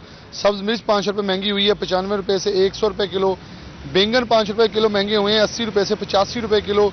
मटर सब्ज 5 रुपये महंगे हुए हैं, 165 से 170 रुपये किलो। छोलिया 10 रुपये सस्ती हुई है, 200 रुपये से 190 रुपये किलो। मूंगरे 5 रुपये सस्ते हुए हैं, 75 रुपये से 70 रुपये किलो। सेब काला कुल्लू 280 पे है, सेब सफ़ेद 190 पे है, अमरूद 135, केला 220 रुपये दर्जन, मौसमी फी दर्जन 126, माल्टा शक्करी 126, अंगूर टॉफ़ी 400, जबकि अनार कंधारी 390, अनार बदाना 550 रुपये पर बरकरार है। कीमतों में फ्लक्चुएशन है, लेकिन अगर देखें हफ्ते के 3 रोज़ हो चुके हैं, कीमतें बढ़ती दिखाई दे रही हैं। आम आदमी की पहुंच से सस्ता प्रोटीन तो दूर है। और ब्रायलर मुर्गी का अगर ये बीमा पोटा कलेजी सफाई है, लेकिन अगर इसी को साथ कंपैरिजन करेंगे जो इस वक्त बीफ है तो उससे महंगा है, और अगर बोनलेस की बात करेंगे तो कहीं 800 के ऊपर बिकता दिखाई दे रहा है। जी बहुत बहुत शुक्रिया बिलाल इस अपडेट के लिए। आप लोगों ने सुना रेट्स के हवाले से, एंड जिस तरह मैं बिलाल से बात करने से पहले भी आप लोगों को बता रही थी कि अपने लिए अच्छे फैसला करना हमारा फ़र्ज़ है। अगर आप किसी चीज़ को देखते हैं जो कि आपके ख्याल में गलत है, तो उसमें ना तो खुद इन्वॉल्व होना चाहिए और ना ही उसे फैसिलिटेट करना चाहिए। तो अगर आप देखते हैं कहीं पर रेट्स मौजूद नहीं है, कहीं पर ओवरचार्ज किया जा रहा है, तो वहाँ से ख़रीदारी बिल्कुल भी मत करें। फ़ौरी तौर पर इनको रिपोर्ट करें। अच्छे शहरी पाकिस्तानी होने का फ़र्ज़ अदा करें। आगे बढ़ेंगे, अपने नेक्स्ट सेक्शन और डिस्कशन की तरफ चलेंगे। अगर हम पाकिस्तान की बात करते हैं तो हमारा बर्थ रेट डेफिनेटली बहुत ज़्यादा है, लेकिन इसी के साथ अगर हम देखते हैं तो डिफरेंट तरह के इश्यूज स्पेशली न्यू बॉर्न बच्चों में हमें नज़र आते हैं। फर्टिलिटीज़ के नंबर्स भी काफ़ी हाई हैं, जिसमें डिफरेंट तरह के इश्यूज इन्वॉल्व हैं। वो चाहे मदर की हेल्थ के हवाले से डिफरेंट कंसर्न्स होते हैं, या फिर बच्चे की पैदाइश के बाद उसको सही हेल्थ केयर, सही हाइजीन ना मिल पाना, जो बर्थिंग कंडीशंस थी वो अच्छी ना होना, डिलीवरी जहाँ पर हुई या इंफॉर्मेशन कंप्लीट ना होना, सही तरह से मेडिकल असिस्टेंस प्रोवाइड ना कर पाना। तो डिफरेंट तरह के इश्यूज उसमें मौजूद हैं, जिसमें कुछ एक्सेसिबिलिटी का इशू है, अफोर्डेबिलिटी एक बहुत बड़ा कंसर्न है। रिमोट एरियाज़ में ये इशू ज़्यादा आपको नज़र आते हैं, बट हैरानी की बात यह है कि इवन अगर हम अर्बन एरियाज़ की बात करते हैं वहाँ पर भी ये इश्यूज एग्जिस्ट करते हैं। कुछ हमारे सोशल इश्यूज भी हैं जिनके बारे में भी हम बात करने की कोशिश करेंगे। हमारे साथ बहुत ही खास मेहमान मौजूद हैं जो कि आज हमारा इस डिस्कशन में साथ देंगे। डॉक्टर अताउल मोनम हमारे साथ मौजूद हैं, जो कि district health officer medical services हैं। आपको वेलकम करते हैं। बहुत बहुत शुक्रिया आपका आज हमारे लिए हमारे शो के लिए वक्त निकालने के लिए। बहुत शुक्रिया। जिस तरह से मैं बात कर रही थी कि आज हम कोशिश करेंगे मदर चाइल्ड हेल्थ केयर की बात करें, एंड करंटली हमारे मुल्क में इसकी क्या सिचुएशन है अगर हम कंपैरिजन करते हैं अर्बन एरियाज़ का रिमोट एरियाज़ के साथ। देखिए, अगर हम माँ और बच्चा की सेहत यानी मदर एंड चाइल्ड हेल्थ की बात करें तो जो इंडिकेटर्स हैं ओवरऑल पाकिस्तान के, तो वो काफ़ी गंभीर है। अगर हम रीजनल पर्सपेक्टिव में देखें तो हमारी नेबरिंग कंट्रीज़ में इंडिया और बांग्लादेश, उनके साथ अगर हम कंपैरिजन करें तो हमारे मटरनल मॉर्टेलिटी रेट या मटरनल मॉर्टेलिटी रेशो जो है वो उनसे तकरीबन दुगनी है। सो ये एक बहुत ही ख़तरनाक बात है। और इसी तरह चाइल्ड हेल्थ के अंदर अगर हम देखें तो जो इन्फेंट मॉर्टेलिटी रेट है, यानी ऐसे बच्चे जो अपनी पैदाइश के साल की उम्र के अंदर अंदर ही जो फौत हो जाते हैं, उनकी जो शरह है वो तकरीबन 70 पर 1000 लाइव बर्थ्स है। यानी कि 1000 बच्चे जो पैदाइश होते हैं वो अपनी उनमें से 70 बच्चे ऐसे हैं जो अपनी 1 साल की उम्र पूरी करने से पहले ही वफात पा जाते हैं। सो ये भी एक बहुत ऐसा इम्पॉर्टेंट इंडिकेटर है जो कि किसी भी मुल्क के सेहत के शोबा के हवाले से बताता है कि वहाँ पर कैसी सहूलियात हैं। रीजनल पर्सपेक्टिव में हमारी पाकिस्तान की जो सूरत हाल है वो डाउन होने की मल्टीपल वजूहात हैं जिसमें आपने कुछ फैक्टर्स भी गिनवाए हैं, लेकिन उसमें सबसे इम्पॉर्टेंट जो आ जाता है वो हमारी एक तो सबसे जो चीज़ है वो गवर्नमेंट की प्रॉपर जो है इस mother and child health service को प्रॉपरली सपोर्ट ना करना है, जिसमें ऑब्वियसली इकोनॉमिक हालात, मुआशी हालात भी आ जाते हैं, लेकिन गवर्नमेंट जब तक इस सेक्शन को प्रॉपर तवज्जो नहीं देगी तब तक इसके इंडिकेटर्स में इम्प्रूवमेंट नहीं आती। और ग्लोबली अगर हम इसको देखें तो ये वो इंडिकेटर्स हैं जिसको ओवरऑल पूरी दुनिया असेस करती है, WHO इसको मॉनिटर कर रहा होता है और वो प्रॉपर गाइडलाइंस गवर्नमेंट्स को दे रहा होता है कि जी आप ये स्टेप्स करेंगे तो ये इंडिकेटर्स जो हैं वो इम्प्रूव हो जाएंगे। बट अनफॉर्चुनेटली ये वो मैटर है ड्यू टू अदर फैक्टर्स जिसपे हेल्थ का शोबा जो है वो सफ़र करता है। अगर आप इकोनॉमिकली देखें तो टोटल जो हमारा GDP का जो है वो 1% से कम हिस्सा जो है वो हेल्थ के शोबा को दिया जा रहा है, और वो जो जितना दिया जा रहा है वो भी टोटली यूटिलाइज नहीं हो पाता। जिसके मल्टीपल फैक्टर्स हैं कि जी अगर एक सेक्टर को कुछ एक अमाउंट दी गई है, वो अमाउंट पूरी जो है वो फंड्स जो है वो रिलीज ही नहीं होते, जिसकी वजह से जितना फंड एलोकेट होता है उसकी भी जो परसेंटेज है यूटिलाइजेशन की वो भी हेल्थ के शोबे पे उतनी ही कम हो रही है। सो ये मल्टीपल फैक्टर्स की बुनियाद पर मदर एंड चाइल्ड हेल्थ के जो इश्यूज हैं वो बजाय इम्प्रूव होने के वो बल्कि वो वहीं पे खड़े हैं और बल्कि वर्स होते जा रहे हैं, जबकि कंपैरेटिवली हमारी जो नेबरिंग कंट्रीज हैं वो इस सेक्शन को बहुत सीरियसली ले रहे हैं और उसकी वजह से उनके इंडिकेटर्स में इम्प्रूवमेंट आ रही है। और उनकी वजह यही है कि वो इस चीज़ को समझ चुके हैं कि मदर एंड चाइल्ड हेल्थ जो है, माँ और बच्चा की सेहत जो है वो किसी भी नेशन की तरक्की के लिए सबसे इंपॉर्टेंट चीज़ है, और अभी हम शायद इस चीज़ को समझ नहीं पाए इसके अंदर। फर्टिलिटी रेट की अगर हम बात करें करंटली वो कहाँ पर स्टैंड करता है? देखिए इसमें दो है ना, मदर एंड चाइल्ड हेल्थ के अंदर मटरनल मोर्टेलिटी रेशियो जो है अगर वो देखें पाकिस्तान की 140 पर 1 लाख लाइव बर्थ है। अगर हम बांग्लादेश की देखें तो वो इस वक्त तकरीबन 60-70 के अराउंड अबाउट पहुंच रही है। इंडिया जो है वो 90 के अराउंड है। सो हम रैंकिंग ओवरऑल वर्ल्ड रैंकिंग में देखें तो जितनी भी ममालिक है उसमें हम अराउंड 140-145 की रैंकिंग में हमारा फॉल करता है, जो कि बहुत बुरे हालात हैं। अब हमारा कंपैरिजन थर्ड वर्ल्ड कंट्रीज के साथ हो रहा है, जिसमें अफ्रीका की कंट्रीज, जिसमें नाइजीरिया, इथोपिया, वो भी हमसे ज़्यादा बेहतर जो है वो सर्विसेज प्रोवाइड कर रहे हैं इन अगर हम सेक्शंस की बात करें, मदर एंड चाइल्ड हेल्थ के हवाले से बात करें।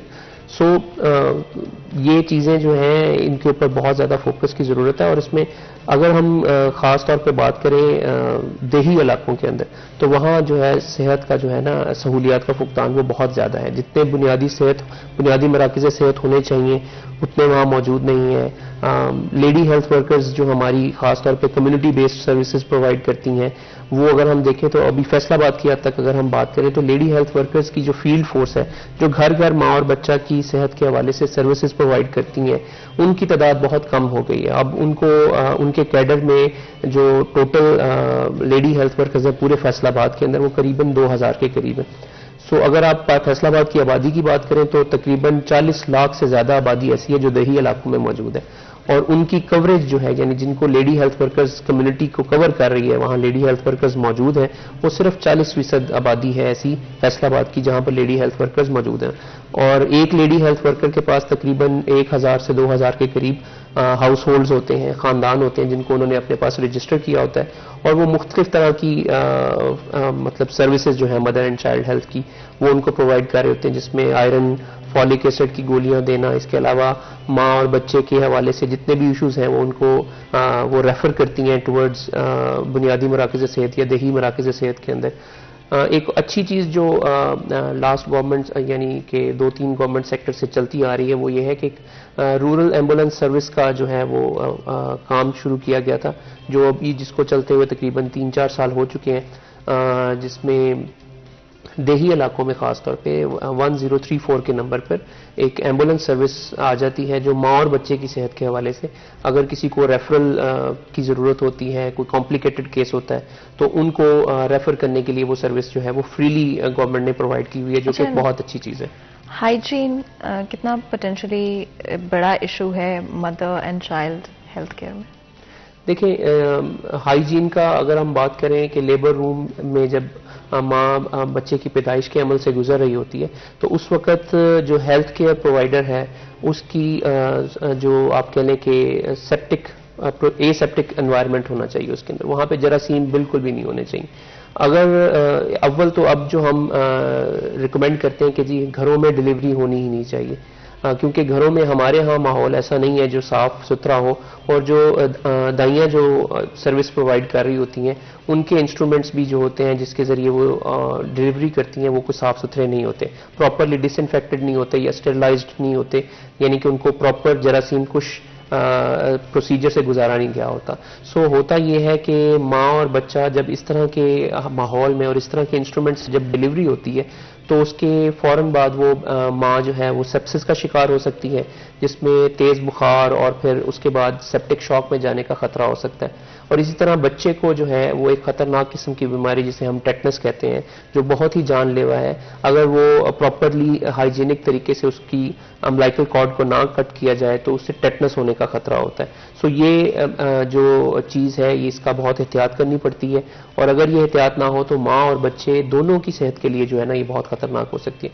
उसके लिए प्रॉपर सर्विस यही है कि माँ और बच्चे को चाहिए कि वो एक प्रॉपर मुस्तनद हस्पताल के अंदर जाएं जहाँ पे ये डिलीवरी का प्रोसीजर हो, और देही मराकज़ सेहत या बुनियादी मराकज़ सेहत तमाम जो भी करीबी उनको मिले वहाँ पर एक ट्रेंड लेडी हेल्थ विजिटर की सुपरविजन में ये डिलीवरी का प्रोसीजर होना चाहिए। वहाँ पर हमारे जो हम महकमा सेहत की तरफ से अगर हम बात करें फैसलाबाद के हवाले से, तो हमने रिसेंटली तमाम LHVs को लेबर रूम की सफाई, लेबर रूम के एनवायरनमेंट को कैसे साफ रखा जाता है, उसको कैसे डिसइंफेक्ट किया जाता है, इसके अलावा जो इंस्ट्रूमेंट प्रोसेसिंग की प्रॉपर ट्रेनिंग हमने उनको करवाई हुई है, जिसमें ऑटोक्लेव का इस्तेमाल, डिसइंफेक्टेंट्स का इस्तेमाल कैसे किया जाएगा, इंस्ट्रूमेंट्स को कैसे साफ रखा जा सकता है, ये सब की ट्रेनिंग हमने उनको करवाई हुई है। सो मेरी रिक्वेस्ट होगी आपके चैनल के तवसत से तमाम वो खवातीन जो है वो अपने बुनियादी मराकज़ सेहत या किसी मुस्तनद डॉक्टर के पास जाकर अपना ये डिलीवरी का प्रोसीजर करवाएं। घर में या दाइयों से ये प्रोसीजर करवाना इंतहाई अनसेफ है और इंतहाई खतरनाक है।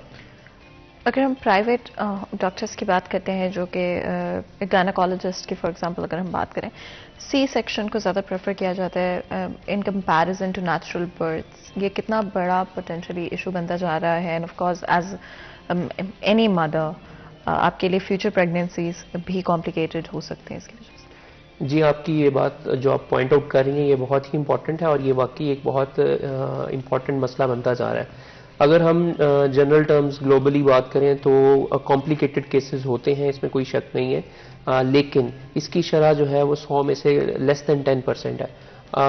लेकिन अगर हम पाकिस्तान की हद तक बात करें या हमारे अपने शहर की बात करें तो इसकी शरह जो सी सेक्शंस की शरह है, डिफरेंट रिसर्च जो हो चुकी हैं जिसमें देखा गया है कि अप टू 40% ऑफ खवातीन ऐसी हैं जिनका सी सेक्शन प्रोसीजर से डिलीवरी करवाई जा रही है, और मोस्ट ऑफ दीज डिलीवरीज जो सी सेक्शन से हो रही हैं वो नॉर्मली हो सकती थी, और इसके जो डिसीजन लिया जा रहा है बाय द डॉक्टर्स या बाय द गायनेकोलॉजिस्ट, इसको चेक करने की ज़रूरत है, देखने की ज़रूरत है, और कि why this C section rate is so much high.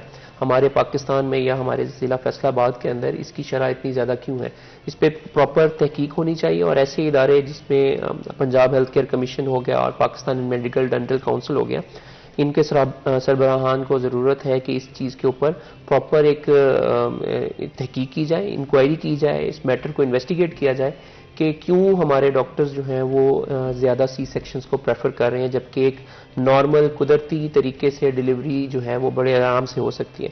और जैसे कि आप सी सेक्शन का बता रहे हैं, सी सेक्शन से तो फिर आपकी जो इन्फेक्शंस की प्रेवलेंस और जो बेड रिडन होने की माँ की जो है, फिर माँ जो है वो प्रॉपरली बच्चे को अपना प्रॉपर दूध नहीं पिला पाती और प्रॉपरली मोबाइल नहीं हो पाती घर के अंदर, तो बड़े इश्यूज, फाइनेंशियल इश्यूज इसमें आ जाते हैं। जो आप अगर बात करें नॉर्मल डिलीवरी जो है वो विद इन 10,000 से 18,000 के दरमियान हो जाती है, लेकिन सी सेक्शंस के रेट अगर हम आप प्राइवेट सेक्टर के अंदर देखें तो 40,000 से शुरू होके अगर आप जितने हाई लेवल ऑफ डॉक्टर के पास जाते हैं तो 1 लाख तक चले जाते हैं। सो फाइनेंशियली ये बड़ा एक बर्डन बन रहा है कम्युनिटी के लिए, सो इस चीज़ के ऊपर जो है वो चेक रखना और इस चीज़ को मद्देनज़र रखना बहुत ज़्यादा ज़रूरी हो गया। अच्छा, रिमोट एरियाज, जिस तरह हमने रूरल एरियाज, अर्बन एरियाज की बात की, तो I do want to talk about remote areas as well. आज भी हमारे इस तरह के एरियाज हैं जहाँ पर रोड्स मौजूद नहीं है और वहाँ तक पहुँचना कंपैरेटिवली मुश्किल होता है। उन एरियाज में किस तरह से, एंड जिस तरह आपने एम्बुलेंस सर्विस की भी बात की एंड आपने ये भी बात की कि किस तरह से डिफरेंट डॉक्टर्स को अपॉइंट किया जाता है, पर उन एरियाज के लिए स्पेसिफिकली किस तरह से मैनेज करते हैं चीज़ों को? देखिए, एक प्रोग्राम था जिसको हमने like I think Chaudhry Pervez Elahi साहब के दौर के अंदर ये प्रोग्राम लॉन्च हुआ था, जिसको कहा गया था कम्युनिटी मिडवाइफरी प्रोग्राम। इसमें ऐसी जगहों पर जहाँ पर बुनियादी मराकज़ सेहत मौजूद नहीं है या जहाँ पर जो है प्रॉपर रोड्स अवेलेबल नहीं है और वो इंतहाई रिमोट एरियाज़ हैं, वहाँ की पढ़ी लिखी ख़वातीन को मिडवाइफरी कोर्स जो है वो गवर्नमेंट ने प्रॉपर जो है वो करवाना शुरू किया था और उसमें उनको स्कॉलरशिप दिया जाता था जो भी ख़वातीन इस प्रोग्राम के अंदर अपना मतलब पार्टिसिपेट करती होती थी। सो ये तकरीबन 4-5 साल चला है, जिसमें कम्युनिटी मिडवाइफ्स का एक प्रॉपर जो है पूल डेवलप किया था इन रिमोट एरियाज़ के अंदर और उसके ज़रिए जो है ये सर्विसेज जो है गवर्नमेंट ने कोशिश की थी कि रिमोट एरियाज़ के अंदर प्रोवाइड की जाए। सो उन कम्युनिटी मिडवाइफ्स को डिफरेंट NGOs की मदद से और गवर्नमेंट के अपने फंड्स के ज़रिए उनको एक क्लिनिक इस्टेब्लिश करके दिया गया था, जो अपने ही घर के अंदर बैठक में या किसी भी कमरे के अंदर वो एक लेबर रूम उनको डेवलप करवा के दिया गया था। प्रॉपर उनको मिडवाइफरी कोर्स करवाया गया था, जिसमें 1 साल का डिप्लोमा था जो प्रॉपर उनको ट्रेनिंग के बाद पास करना होता था एंड आफ्टर पासिंग फिर उनको एक डिस्ट्रिक्ट की कमेटी के सामने प्रेजेंट करना पड़ता था अपना केस, कि हम डिस्ट्रिक्ट कमेटी उसको चेक करती थी कि whether she is able to do a normal delivery और नॉट, और क्या वो एंटीनेटल चेकअप कर सकती है कि नहीं कर सकती। सो इन रिमोट एरियाज़ में इनकी सर्विसेज जो हैं वो आजकल जो हैं वो अगर प्राइवेट कर रही हैं वो प्रैक्टिस, तो वो एक प्रॉपर सर्विस प्रोवाइड कर सकती हैं। लेकिन अनफॉर्चुनेटली इस प्रोग्राम को जो है वो फंड्स की कमी की वजह से बंद कर दिया गया था। सो अगर इसी प्रोग्राम को चलते रखा जाए और इसकी सर्विसेज को और ज़्यादा मुहैया किया जाए टू द रिमोट एरियाज़, तो मेरा ख्याल में जो ऐसे इलाके हैं जहाँ पर एक्सेसिबिलिटी के इश्यूज़ हैं या जहाँ बुनियादी हेल्थ की सर्विसेज अभी नहीं मौजूद और वहाँ पहुँचा नहीं जा सकता, तो वहाँ की ख़वातीन को ट्रेन करके एक प्रॉपर जो है वो अच्छी हेल्थ सर्विस प्रोवाइड की जा सकती है। क्या आपको लगता है कि हमारी गवर्नमेंट उतना फैसिलिटेट कर रही है आपको जितना कि करना चाहिए? देखिए, टू बी वेरी ऑनेस्ट, मैं इसमें कहूँगा कि हेल्थ के शुबा में जो WHO की रिकमेंडेशन है कि GDP का 5%, किसी भी मुल्क की इकॉनमी का 5% जो है वो हेल्थ के ऊपर होना चाहिए। अब अगर मैं कहूँ पाकिस्तान के हवाले से, तो 1% की जो लेस देन 1% जो अब तो पिछले जो अगर हम बजट की बात करें तो लेस देन 1% जो है वो GDP का हेल्थ के ऊपर सर्फ हो रहा है। सो इन सूरत हाल में अगर हम बात करें तो हेल्थ का सेक्टर ऑलरेडी अंडर फंडेड है, बहुत कम फंड जो है वो हेल्थ सेक्टर को दिया जा रहा है और उस फंड को अगर हम देखें उसको प्रॉपर यूटिलाइज भी नहीं होने दिया जा रहा। होता यह है कि लाइक 60 to 70% जो है टोटल बजट का वो रिलीज किया जाता है, बाकी 30 to 40% वो भी रिलीज ही नहीं किया जाता।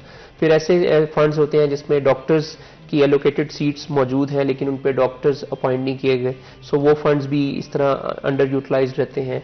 बहुत से पैरामेडिकल स्टाफ्स हैं जिसमें LHVs, lady health workers, nurses के कैडर्स के अगेंस्ट सीटें वेकेंट पड़ी रखी जाती हैं जो अंडर यूटिलाइज होती हैं, और ये स्पेसिफिकली रिमोट एरियाज़ में, जिसमें फैसलाबाद तो चले एक तीसरा बड़ा शहर है पाकिस्तान का, लेकिन ऐसे शहर जहां पर अभी डॉक्टर्स भी कम हैं, वहाँ की कई सीट्स को अभी तक वेकेंट रखा गया। वहाँ पे डॉक्टर्स को जो है वो अगर वहाँ पे डॉक्टर आ भी जाए तो सर्विसेज का फुकदान होता है, वहाँ पे मेडिसिन की अवेलेबिलिटी के इश्यूज आ जाते हैं, सर्विसेज के अंदर लैब्स के इक्विपमेंट्स और ऑपरेशन थिएटर के इक्विपमेंट्स, ये चीज़ें मुहैया नहीं होती।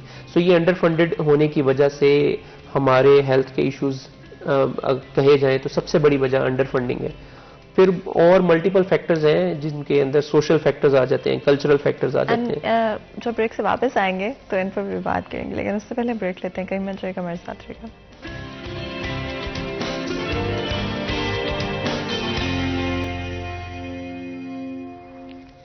वेलकम बैक सिटी 10 में एक दफ़ा फिर आपको खुशामदीद कहते हैं। ब्रेक में जाने से पहले गुफ्तगू जारी थी, बात कर रहे हैं मदर चाइल्ड हेल्थ के हवाले से डिफरेंट इश्यूज जो कि एग्जिस्ट करते हैं। हमने हेल्थ केयर की बात की, अपने फर्स्ट ब्रेक से पहले।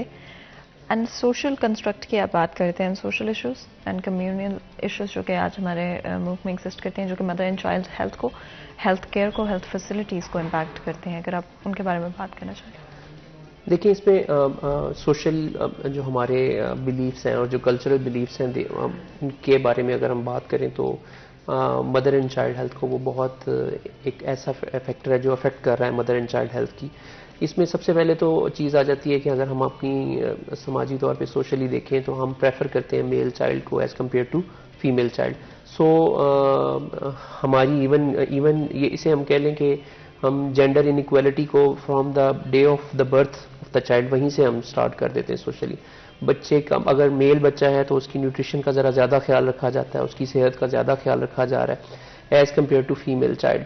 सो होता ये है कि हमारी कम्युनिटी में फीमेल्स जो है वो न्यूट्रिशनली और उनकी जो फिज़िकल जो होनी चाहिए वो नहीं, वो उस तरह से डेवलप नहीं कर पाती।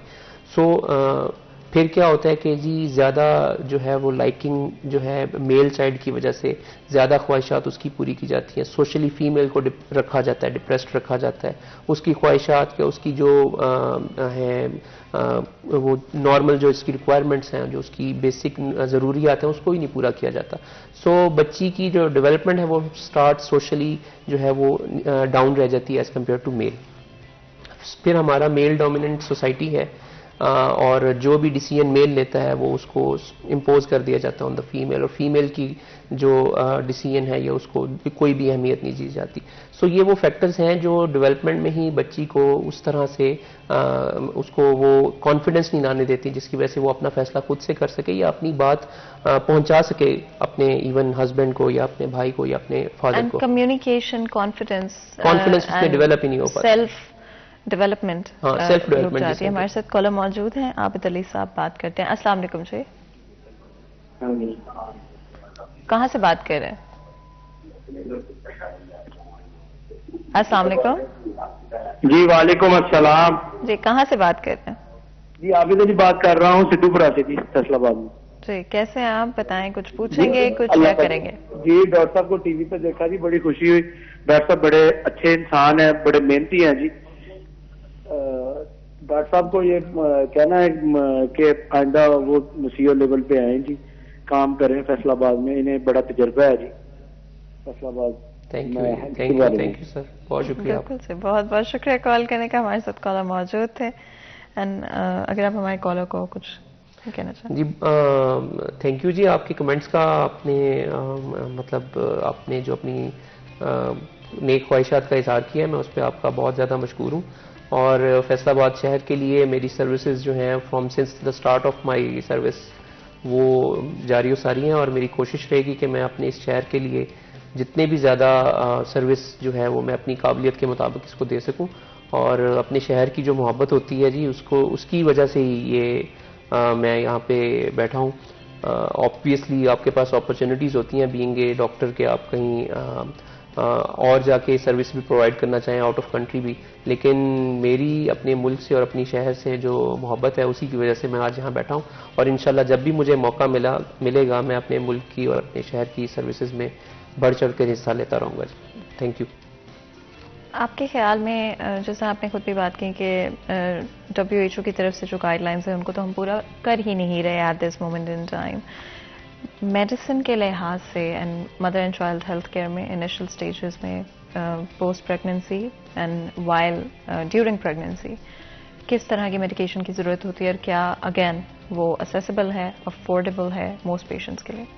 देखिए अगर तो हम इसकी बात करें ना मदर एंड चाइल्ड हेल्थ की स्पेसिफिकली, तो इसमें जो है कम्युनिटी की पार्टिसिपेशन भी उतनी ही ज़्यादा ज़रूरी है जितनी डॉक्टर्स और हेल्थ केयर सर्विसेज की ज़रूरी। ये दोनों का आप कह लें कि 50-50% जो है वो पार्ट होता है मदर एंड चाइल्ड हेल्थ की इम्प्रूवमेंट के अंदर। इसके अंदर जो WHO ने कंसेप्ट दिया है वो फर्स्ट 1000 डेज ऑफ लाइफ का कंसेप्ट दिया है, जिसमें माँ का हामला होने से स्टार्ट होने first day of her pregnancy से ही उसके जो दिन हैं वो शुरू हो जाते हैं उसकी केयर के और उसके बच्चे की केयर के अंदर। अब इसमें उसकी न्यूट्रिशन आ जाती है, और न्यूट्रिशन वाले ऐसे नॉर्मल एलिमेंट्स जो रोज़ाना की खुराक है उसके साथ उसकी तकरीबन 1000 से 1400 किलो कैलोरीज जो है उसको एक्स्ट्रा लेने पड़ते हैं, क्योंकि अब वो खुद अकेली अपनी खुराक नहीं कर रही बल्कि उसको अपनी न्यूट्रिशन के अलावा एक बच्चा जो उसके पेट में बड़ा हो रहा है, पल रहा है, उसकी न्यूट्रिशन भी उसे देनी है। सो ये फैमिलीज़ को समझने की ज़रूरत है, ख़ानदानों को ये समझने की ज़रूरत है कि जो हमारी माएँ जो बन रही हैं, जो अभी अगली नस्ल को तैयार कर रही हैं, अगर वो ऑलरेडी ही अंडर नॉरिश्ड होंगी, अगर उनकी न्यूट्रिशन में खुराक की कमी होगी, तो जो बच्चा पैदा होने वाला होगा वो भी अंडर नॉरिश्ड ही पैदा होगा। सो उसकी जो नॉर्मल खुराक है उससे थोड़ी सी खुराक जो है तकरीबन आप 1000 किलो कैलोरीज जो है उसको एक्स्ट्रा देनी पड़ेगी ताकि वो अपनी भी न्यूट्रिशन पूरी कर सके और साथ साथ जो बच्चा है उसको भी न्यूट्रिशनल रिक्वायरमेंट्स जो है वो उसको फुलफिल कर सके।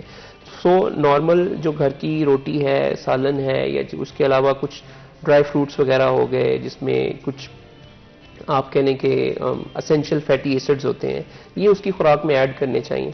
और हमारी माएँ, अगर हम कहें, पंजीरी एक ख़ास चीज़ होती थी जो घर के अंदर बड़ी इजीली बनाई जा सकती है, वो अब उसका trend, I don't know why, उसका जो है ट्रेंड थोड़ा कम होता जा रहा है। सो जो हामला ख़वातीन हैं उनकी सास हो या उनकी फैमिली में कोई भी उनके साथ हो, ये प्रॉपर उसकी न्यूट्रिशन में एक चीज़ डाइट जो है उसका इस्तेमाल जो है वो होना चाहिए, जिससे उसको एक्स्ट्रा कैलोरीज जो है वो मिले ताकि वो अपनी न्यूट्रिशन को भी और अपनी बच्चे की न्यूट्रिशन को भी इम्प्रूव करे। कैल्शियम दूध जो है वो बहुत इंपॉर्टेंट है माँ की अपनी जो है कैल्शियम की रिक्वायरमेंट को पूरा करने के लिए, और बच्चे की ग्रोथ के लिए भी कैल्शियम हाईली इंपॉर्टेंट है।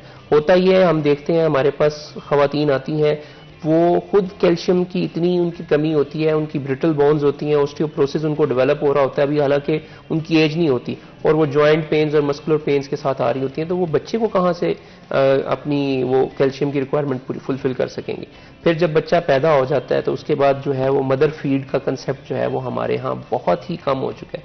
फार्मूला मिल्क से कंसेप्ट के ऊपर ज़्यादा जो है वो ध्यान दिया जा रहा है कि जी फार्मूला मिल्क बिल्कुल भी आप उसे दूध नहीं कह सकते, माँ के दूध का निमल बदल नहीं कह सकते। आपके लिए वो फाइनेंशियल बर्डन है, आपको उसको हर दफ़ा बनाना पड़ता है, पानी उबालना पड़ता है, फीडर खरीदना पड़ता है, वो एक इकोनॉमिक बर्डन बन जाता है फैमिली के लिए। जबकि अल्लाह ताला ने कुदरती आपको एक अच्छी ग़िज़ाइयत की शक्ल में माँ का दूध दिया हुआ है जो बच्चे के लिए इंतहाई मुफीद है। और पहले 6 माह में तो कहा जाता है कि माँ को आप दूध ही सिर्फ बच्चे के लिए सफिशिएंट है, वो ना सिर्फ खुराक प्रोवाइड कर रहा है बल्कि आपकी मुख्तलिफ जो वबाई बीमारियां हैं उनके खिलाफ इम्यूनोग्लोबुलिन्स भी प्रोवाइड कर रहा है। अच्छा, अवेयरनेस के लिहाज से फर्स्ट टाइम मदर्स को कितनी, अगर हम ओवरऑल हमारे मुल्क की बात करते हैं, अवेयरनेस मौजूद है?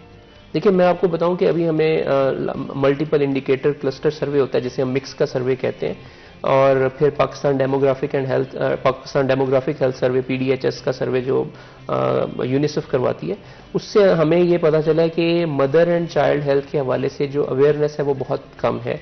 अगर मैं सिंपल सिर्फ माँ के दूध की बात कर रहा हूँ तो सिर्फ 2% खवातीन फैसलाबाद की ऐसी हैं, 2 से 3% खवातीन हैं जो 6 माह तक सिर्फ और सिर्फ माँ का दूध पिलाती हैं, अपना दूध पिलाती हैं। सो उसका और ऐसी खवातीन अब आप देख लें कि 97% या मोर देन 90% खवातीन ऐसी हैं जिन्होंने अपने बच्चे को सिर्फ और सिर्फ अपना दूध नहीं पिलाया बल्कि उनको साथ में कुछ और चीज़ या फीडर का दूध या गाय भैंस का दूध या कोई और वीनिंग स्टार्ट करवा दी, जबकि कहा ही जाता है कि सिर्फ और सिर्फ माँ का दूध 6 महीने तक पिलाना है, और फिर 6 महीने के बाद 2 साल तक आप वीनिंग साथ में स्टार्ट करें, लेकिन कंटिन्यू द मदर फीडिंग को आपने कंटिन्यू रखना है 2 इयर्स तक। जब इसका हमने डाटा असेस किया तो ये भी लेस देन 1% या 2% ऐसी खवातीन थी जिन्होंने 2 साल तक अपना दूध पिलाया और साथ वीनिंग भी की। अगर हम देखते हैं तो हमें पता चलता है कि ये 1 साल या 6 माह दूध पिलाया, उसके बाद सिर्फ फीडर पे लगा दिया। अच्छा, रिकवरी की अगर हम बात करें विद इन बर्थ्स, कितना टाइम पीरियड गैप लेना चाहिए यूजुअली मदर्स को? देखिए, इसमें हम जो है गैप के हवाले से अगर हम कुरानिक हवाला देख लें तो उसमें जो है सिर्फ और सिर्फ अगर माँ अपना दूध पिलाए 2 साल तक, तो 2 साल तक वक्फे का भी काम नेचुरली ये माँ का दूध अपना ही ऐसे हार्मोन्स रिलीज करता है जिसकी वजह से आपकी प्रेगनेंसी की जो है वो नेचुरली वो कंट्रोल आ जाता है। सो माँ के दूध की अफादियत ना सिर्फ बच्चे की खुराक को फुलफिल करना है बल्कि वो आपको एक किस्म की प्लानिंग जो वक्फा है वो भी प्रोवाइड कर रहा है, बर्थ कंट्रोल आपको प्रोवाइड कर रहा होता है। सो ये एक इम्पॉर्टेंट चीज़ है। सो एक माँ को कम से कम 2 से 3 साल का वक्फा जो है वो एक पैदाइश से दूसरी पैदाइश के दरमियान रखना चाहिए। इसका फ़ायदा उसकी जो डेवलपमेंट है उसकी न्यूट्रिशनल नीड्स को फुलफिल करने के लिए भी आ जाता है, और जो वो बच्चा जिसको वो दूध पिला रही है उसकी न्यूट्रिशनल रिक्वायरमेंट भी पूरी हो जाती है, उसको भी वो प्रॉपर टाइम दे पाती है। क्योंकि अगर एक बच्चा अभी 1 साल का है और वो नेक्स्ट प्रेगनेंसी उसको हो जाती है, तो वो अपने बच्चे को जिसको जरूरत है अभी उसकी डेवलपमेंटल के लिए, उसको प्रॉपर ग्रो करवाने के लिए टाइम उनको प्रॉपर नहीं मिल पाएगा। इससे पहले कि मजीद गुफ्तगू करें, ब्रेक लेते हैं, कहीं जाएगा, हमारे साथ रहेगा।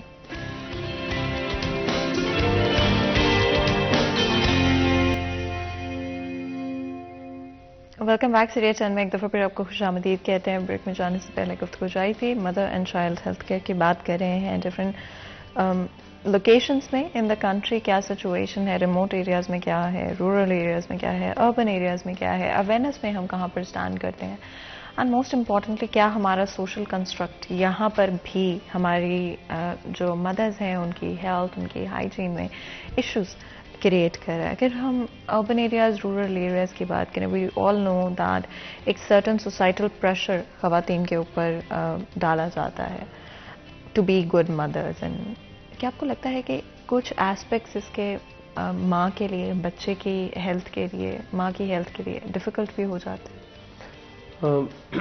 अब ये अगर हम देखिए, मदर्स को एजुकेशन और मदर एंड चाइल्ड हेल्थ के हवाले से उनको एजुकेट करना बहुत ज़्यादा ज़रूरी है। सोसाइटी के अंदर जो एस्पेक्ट्स हैं जिसमें अगर आप कहें कि जी सिर्फ बच्चे के ऊपर फोकस किया जाए और फैमिली को, माँ को सिर्फ सारी की सारी जिम्मेदारी दी जाए कि जी बच्चे को तुमने देखना है और तुम्हारा काम सिर्फ बच्चे को ही, और आप खुद बतौर ख़ानदान, as a family, as a husband, as a father इतने इन्वॉल्व्ड ना हो, तो that causes significant pressure on the mother. और फिर ऐसी सूरत हाल में मदर्स जो हैं वो साइकोसिस का शिकार हो जाती हैं, साइकोलॉजिकल इश्यूज उनको डेवलप होना शुरू हो जाते हैं, जिसको हम पोस्टमार्टम साइकोसिस भी कहते हैं। और इसमें देखा यह गया है कि हमारी ख़वातीन जो हैं वो इवन स्ट्रेस में इतनी ज़्यादा चले जाती हैं दैट दे गॉट डिप्रेशन, और वो डिप्रेशन सिर्फ उस प्रेगनेंसी की हद तक या उस बच्चे की डेवलपमेंट तक नहीं रहता, बल्कि वो लाइफ लॉन्ग जो है वो डिप्रेशन की मरीज़ा बन जाती हैं। सो ये वाले फैक्टर्स में देखें, हम एज ए फैमिली को एज ए यूनिट लेना चाहिए। सिर्फ माँ ही नहीं है जो बच्चे की ग्रोथ में उसको एज ए पार्ट लेना पड़ता है, वेरी इंपॉर्टेंट उसका रोल ज़रूर है, लेकिन बाकी फैमिली मेम्बर्स जिसमें हस्बैंड आ जाता है, जिसमें उनकी मदर इन लॉ आ जाती है, या बाकी रिलेशंस में जो लोग आते हैं, दे हैव टू सपोर्ट हर। उनको, उस माँ को उस वक़्त जब वो एक तकलीफ़ के मरहले से गुजर के उसने एक बच्चे की पैदाइश का मरहला गुजारा है, फिर उसने उसको उसकी ग्रोथ में बड़ा इंपॉर्टेंट रोल प्ले करना है, उसको सपोर्ट करना इंतहाई ज़्यादा ज़रूरी है। क्योंकि अगर नहीं करेंगे तो शी विल फेल्ट अलोन, और वो अपने आप को अकेला महसूस करना शुरू कर देगी, और वो समझेगी कि उसके फॉल्ट हैं या उसकी अपनी गलती है कि वो बच्चे की प्रॉपरली ग्रोथ नहीं करवा सकती। बच्चा बीमार हो जाता है तो हस्बैंड आके जो है वो मदर को बोलना शुरू कर देता है कि जी तुम्हारी वजह से ये सारा कुछ हो रहा है, तुम उसको प्रॉपरली संभाल नहीं पाई। सो वो अपने ही आप के अंदर और वो अपने आप को एक्सप्रेस नहीं कर पाती प्रॉपरली, अपनी फीलिंग्स बता नहीं पाती, तो उसकी वजह से वो खुद से डिप्रेस्ड होकर साइकोसिस में जाके इवन पागलपन तक की हद तक हमने देखा है कि ख़वातीन के ऊपर इतना बर्डन आ जाता है दैट दे वेंट इनटू साइकोसिस। सो ये बहुत ज़्यादा इंपॉर्टेंट चीज़ है कि सोसाइटी में इस चीज़ को भी समझा जाए, और एज ए सपोर्टिंग रोल जो है वो फैमिली का इस मदर को देना चाहिए, ताकि वो अपने आप को, एक तो जारी बात है मैंने बताया ना कि ये स्टार्ट फ्रॉम द बर्थ ही हम अपनी फैमिलीज़ के अंदर जेंडर बायसनेस हमारे अंदर आ जाती है, जेंडर इनइक्वालिटी को हम प्रमोट करते हैं। इन चीज़ों को जब तक हम अपनी सोसाइटी के अंदर सोशली इन चीज़ों को एजुकेट नहीं करेंगे, हमने सोसाइटी ने ऐसे समझना है कि मदर्स आर वेरी इंपॉर्टेंट, हमने इस अहमियत को उजागर करना है। हमें बताना पड़ेगा अपने माशरे को कि अगर हम अपनी माओं का, हम अपनी बहनों का, अपने बीवियों का ख्याल नहीं रखेंगे तो सोसाइटी में हम जो है वो प्रॉपर जो आगे आने वाली नस्ल है उसको डेवलप नहीं कर पाएंगे। आपने कुछ ब्रेक में बिल्कुल जब हम जा रहे थे तो आपने बात की कम्युनिकेशन स्किल्स ना डेवलप कर पाने की, सेल्फ कॉन्फिडेंस ना होने की, सेल्फ डेवलपमेंट ना होने की ख़वातीन में, and that does go back to जब आप एक सोशल स्ट्रक्चर इस तरह का होता है जहाँ पर आप देखते हैं कि मेल्स को प्रायोरिटाइज किया जाता है, या आपके अपनी फैमिली में मेल मेंबर्स का ज़्यादा इनपुट होता है in comparison to female members in the family. इस एस्पेक्ट को किस तरह से बेहतर किया जा सकता है? न्यू बॉर्न बच्चियों के साथ घर का क्या स्ट्रक्चर होना चाहिए आइडियली?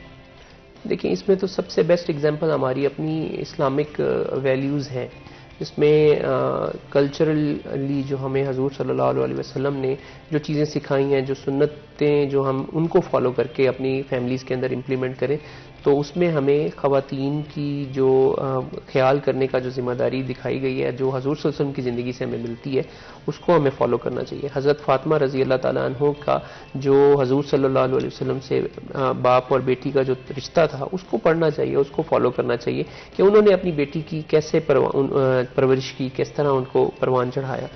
अनफॉर्चुनेटली हम अपने रिलीजियस जो हमारी वैल्यूज़ हैं उनको भी हम प्रॉपरली पढ़ते नहीं हैं और उनको फॉलो ही नहीं करते। हम अपनी मुआशरे के जो गलत बिलीफ्स हैं, जो हमारे कल्चरल बिलीफ्स हैं, उनको हम ज़्यादा अहमियत देते हैं और उन्हीं को हम इम्प्लीमेंट कर रहे हैं। जो हमारी नस्ल दर नस्ल जो चीज़ें चल रही हैं उन्हीं को फॉलो कर रहे होते हैं। सो ये जिसकी वजह से फिर जेंडर बेस्ड वायलेंस बढ़ता है, क्योंकि मेल डोमिनेंस है, वो माइट इज़ राइट वाला फार्मूला अप्लाई करता है, और अगर फीमेल तो ज़रा सी अपनी राइट्स के हवाले से ज़रा सी बात भी करती है तो उसके ऊपर वायलेंस शुरू कर दिया जाता है। अब हम इस वक्त जो करंट फैसलाबाद के अंदर जो स्टार्ट होने जा रहा है, जायका एक NGO है जिसके साथ हम लेडी हेल्थ वर्कर्स और बैतुल माल का एक इदारा है और साथ में सोशल वेलफेयर डिपार्टमेंट, ये बेसिकली जेंडर बेस्ड वायलेंस के ऊपर वर्क करने जा रही है। अभी कल हमारी उनसे डिस्कशन हुई थी और उसके ऊपर प्रॉपर हम एक मीटिंग कर रहे हैं हेल्थ डिपार्टमेंट के साथ। हम उनको अपनी लेडी हेल्थ वर्कर्स के थ्रू एक्सेस प्रोवाइड करेंगे इन रिमोट एरियाज़ के अंदर, जहां पर इस चीज़ की सर्वे का किया जाएगा कि जेंडर बेस्ड वायलेंस के क्या क्या फैक्टर्स हैं और कैसे उनको इंटरवेन किया जा सकता है इन आवर सोसाइटी, ताकि ये वाला जो एलिमेंट है उसको हम मिनिमाइज कर सकें और मदर एंड चाइल्ड हेल्थ को किसी ना किसी एक हद तक इस एस्पेक्ट के अंदर इम्प्रूव करने की कोशिश कर सकें। सो एक तरह से हमें वी आर थैंकफुल टू जायका जो इसको इस पूरे प्रोसीजर को, इस पूरे प्रोग्राम को फंड कर रही है, और उसमें हमारा साथ हेल्थ डिपार्टमेंट हो गया, बैतुल माल हो गया और सोशल वेलफेयर डिपार्टमेंट, ये कंबाइन इसमें एफर्ट्स करेंगे। लास्ट मैंने इसका कंसेप्ट नोट पढ़ा था, मुझे बड़ा अच्छा लगा, सो आपने ये बात की तो मैंने इसी को मैंने कहा कि ये अब चीज़ आपके साथ भी यहाँ पे शेयर कर देते हैं, क्योंकि इसमें लेडी हेल्थ वर्कर्स ऐसी हमारी एलिमेंट है हमारे हेल्थ डिपार्टमेंट के अंदर, एक ऐसा पिलर मौजूद है जो हाउस होल्ड नॉलेज रखती है। घरों के अंदर खवातीन तक access being a health department हमारे लिए मुश्किल हो जाता अगर ये lady health worker program exist ना करता। सो यहाँ पर एक बड़ी इंपॉर्टेंट ये भी पॉइंट गवर्नमेंट को नॉलेज होना चाहिए, इस बारे में डिसीजन लेना चाहिए कि इस लेडी हेल्थ वर्कर प्रोग्राम को ख़त्म नहीं होना चाहिए बल्कि इसको सस्टेन करना चाहिए। अभी हमारे पास जो HR की शॉर्टेज हो रही है, नई लेडी हेल्थ वर्कर्स को भर्ती करने की अलाउ किया जाना चाहिए ताकि हम उनको इस प्रोग्राम के अंदर लेकर आएँ, ट्रेन करें और मजीद कम्युनिटी के अंदर हमारी एक्सेस जो है वो हो सके। इस हवाले से आपने लेडी हेल्थ केयर वर्कर्स की बात की, किस तरह की फैसिलिटीज़ उनको दी जाती हैं as part of the job, and definitely we want कि और ज़्यादा ख़वातीन इसमें इन्वॉल्व हो, वी वांट कि और ज़्यादा ख़वातीन महसूस करें कि वो अपना किरदार अदा कर सकती हैं इसके अंदर, बट किस तरह की फैसिलिटीज़ दी जाती हैं गवर्नमेंट की तरफ से, इदारे की तरफ से किस तरह का सपोर्ट मिलता है? देखिए, सबसे पहले तो ये है कि लेडी हेल्थ वर्कर जो हैं अब currently they are regular employees of health department. पहले ये एक प्रोग्राम के अंडर काम कर रही होती थी जिसमें इनको ईयरली बेसिस पे हम कॉन्ट्रैक्ट पे सर्विस में लेते थे। लेडी हेल्थ वर्कर्स का काम बुनियादी तौर पे ये होता है कि they have to register house, जहाँ पे वो रह रही हैं वो रूरल एरिया में ही होनी चाहिए, देही इलाकों में होने। शहरों में अगर हम लेडी हेल्थ वर्कर्स की बात करें तो जो ऐसी सोसाइटीज़ जिनको हम अर्बन स्लम्स कहते हैं, जिसमें छोटे छोटे गली मोहल्ले और मतलब वहाँ पर प्रॉपर वाटर्स की सप्लाई या प्रॉपर सैनिटेशन का निज़ाम नहीं मौजूद, ऐसे इलाकों को हम अर्बन स्लम्स कहते हैं, तो वहाँ पर हम लेडी हेल्थ वर्कर प्रोग्राम रखते हैं।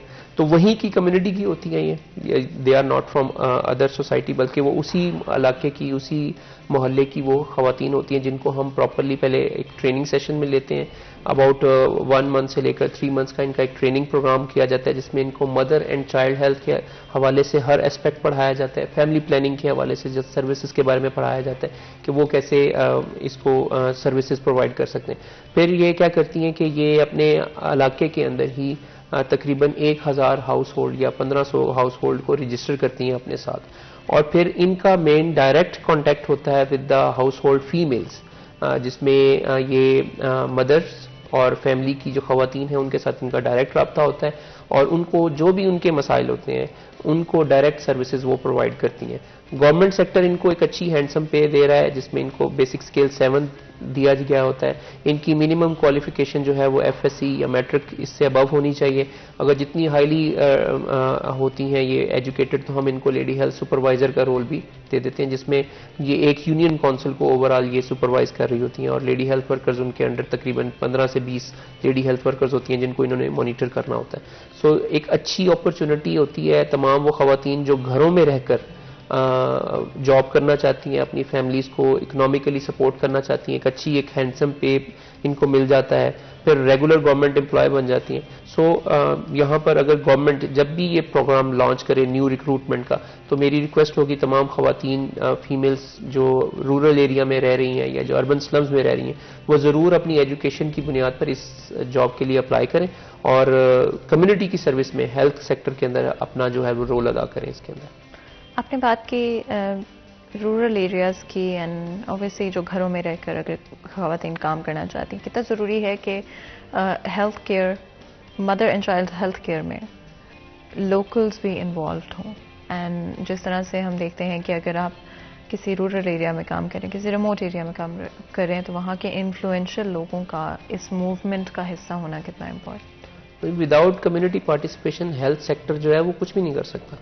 Community participation is very important, और ये almost 50 to 40% of the role उन्हीं का आ जाता है, क्योंकि ये आप कह लें कि बायलैटरल एस्पेक्ट्स के साथ काम करता है। हम सर्विसेज प्रोवाइड कर रहे हैं, हम लोगों को एजुकेट कर रहे हैं, उस एजुकेशन की बुनियाद पर अब अगर सर्विसेज आ गई हैं आपके पास, इलाके में लेडी हेल्थ वर्कर्स मौजूद हैं, वहाँ पर बुनियादी मरकज़ से सेहत मौजूद है, वहाँ पे मेडिसिन मौजूद है, तो यूटिलाइज अब कम्युनिटी ने करना है। सो हम उनको एजुकेट करते रहते हैं, हेल्थ सेशंस बुलाते रहते हैं, उसमें जो हमारे जो भी इलाके के यूनियन काउंसिल्स के लीडर्स होते हैं या वहाँ के जो इलाके के बड़े होते हैं या पढ़े लिखे लोग होते हैं, हम उनको बुलाकर कहते हैं कि आप अपनी जो है इन सर्विसेज को यूटिलाइज करें, आपके लिए ये फ़ायदेमंद है, सूदमंद है।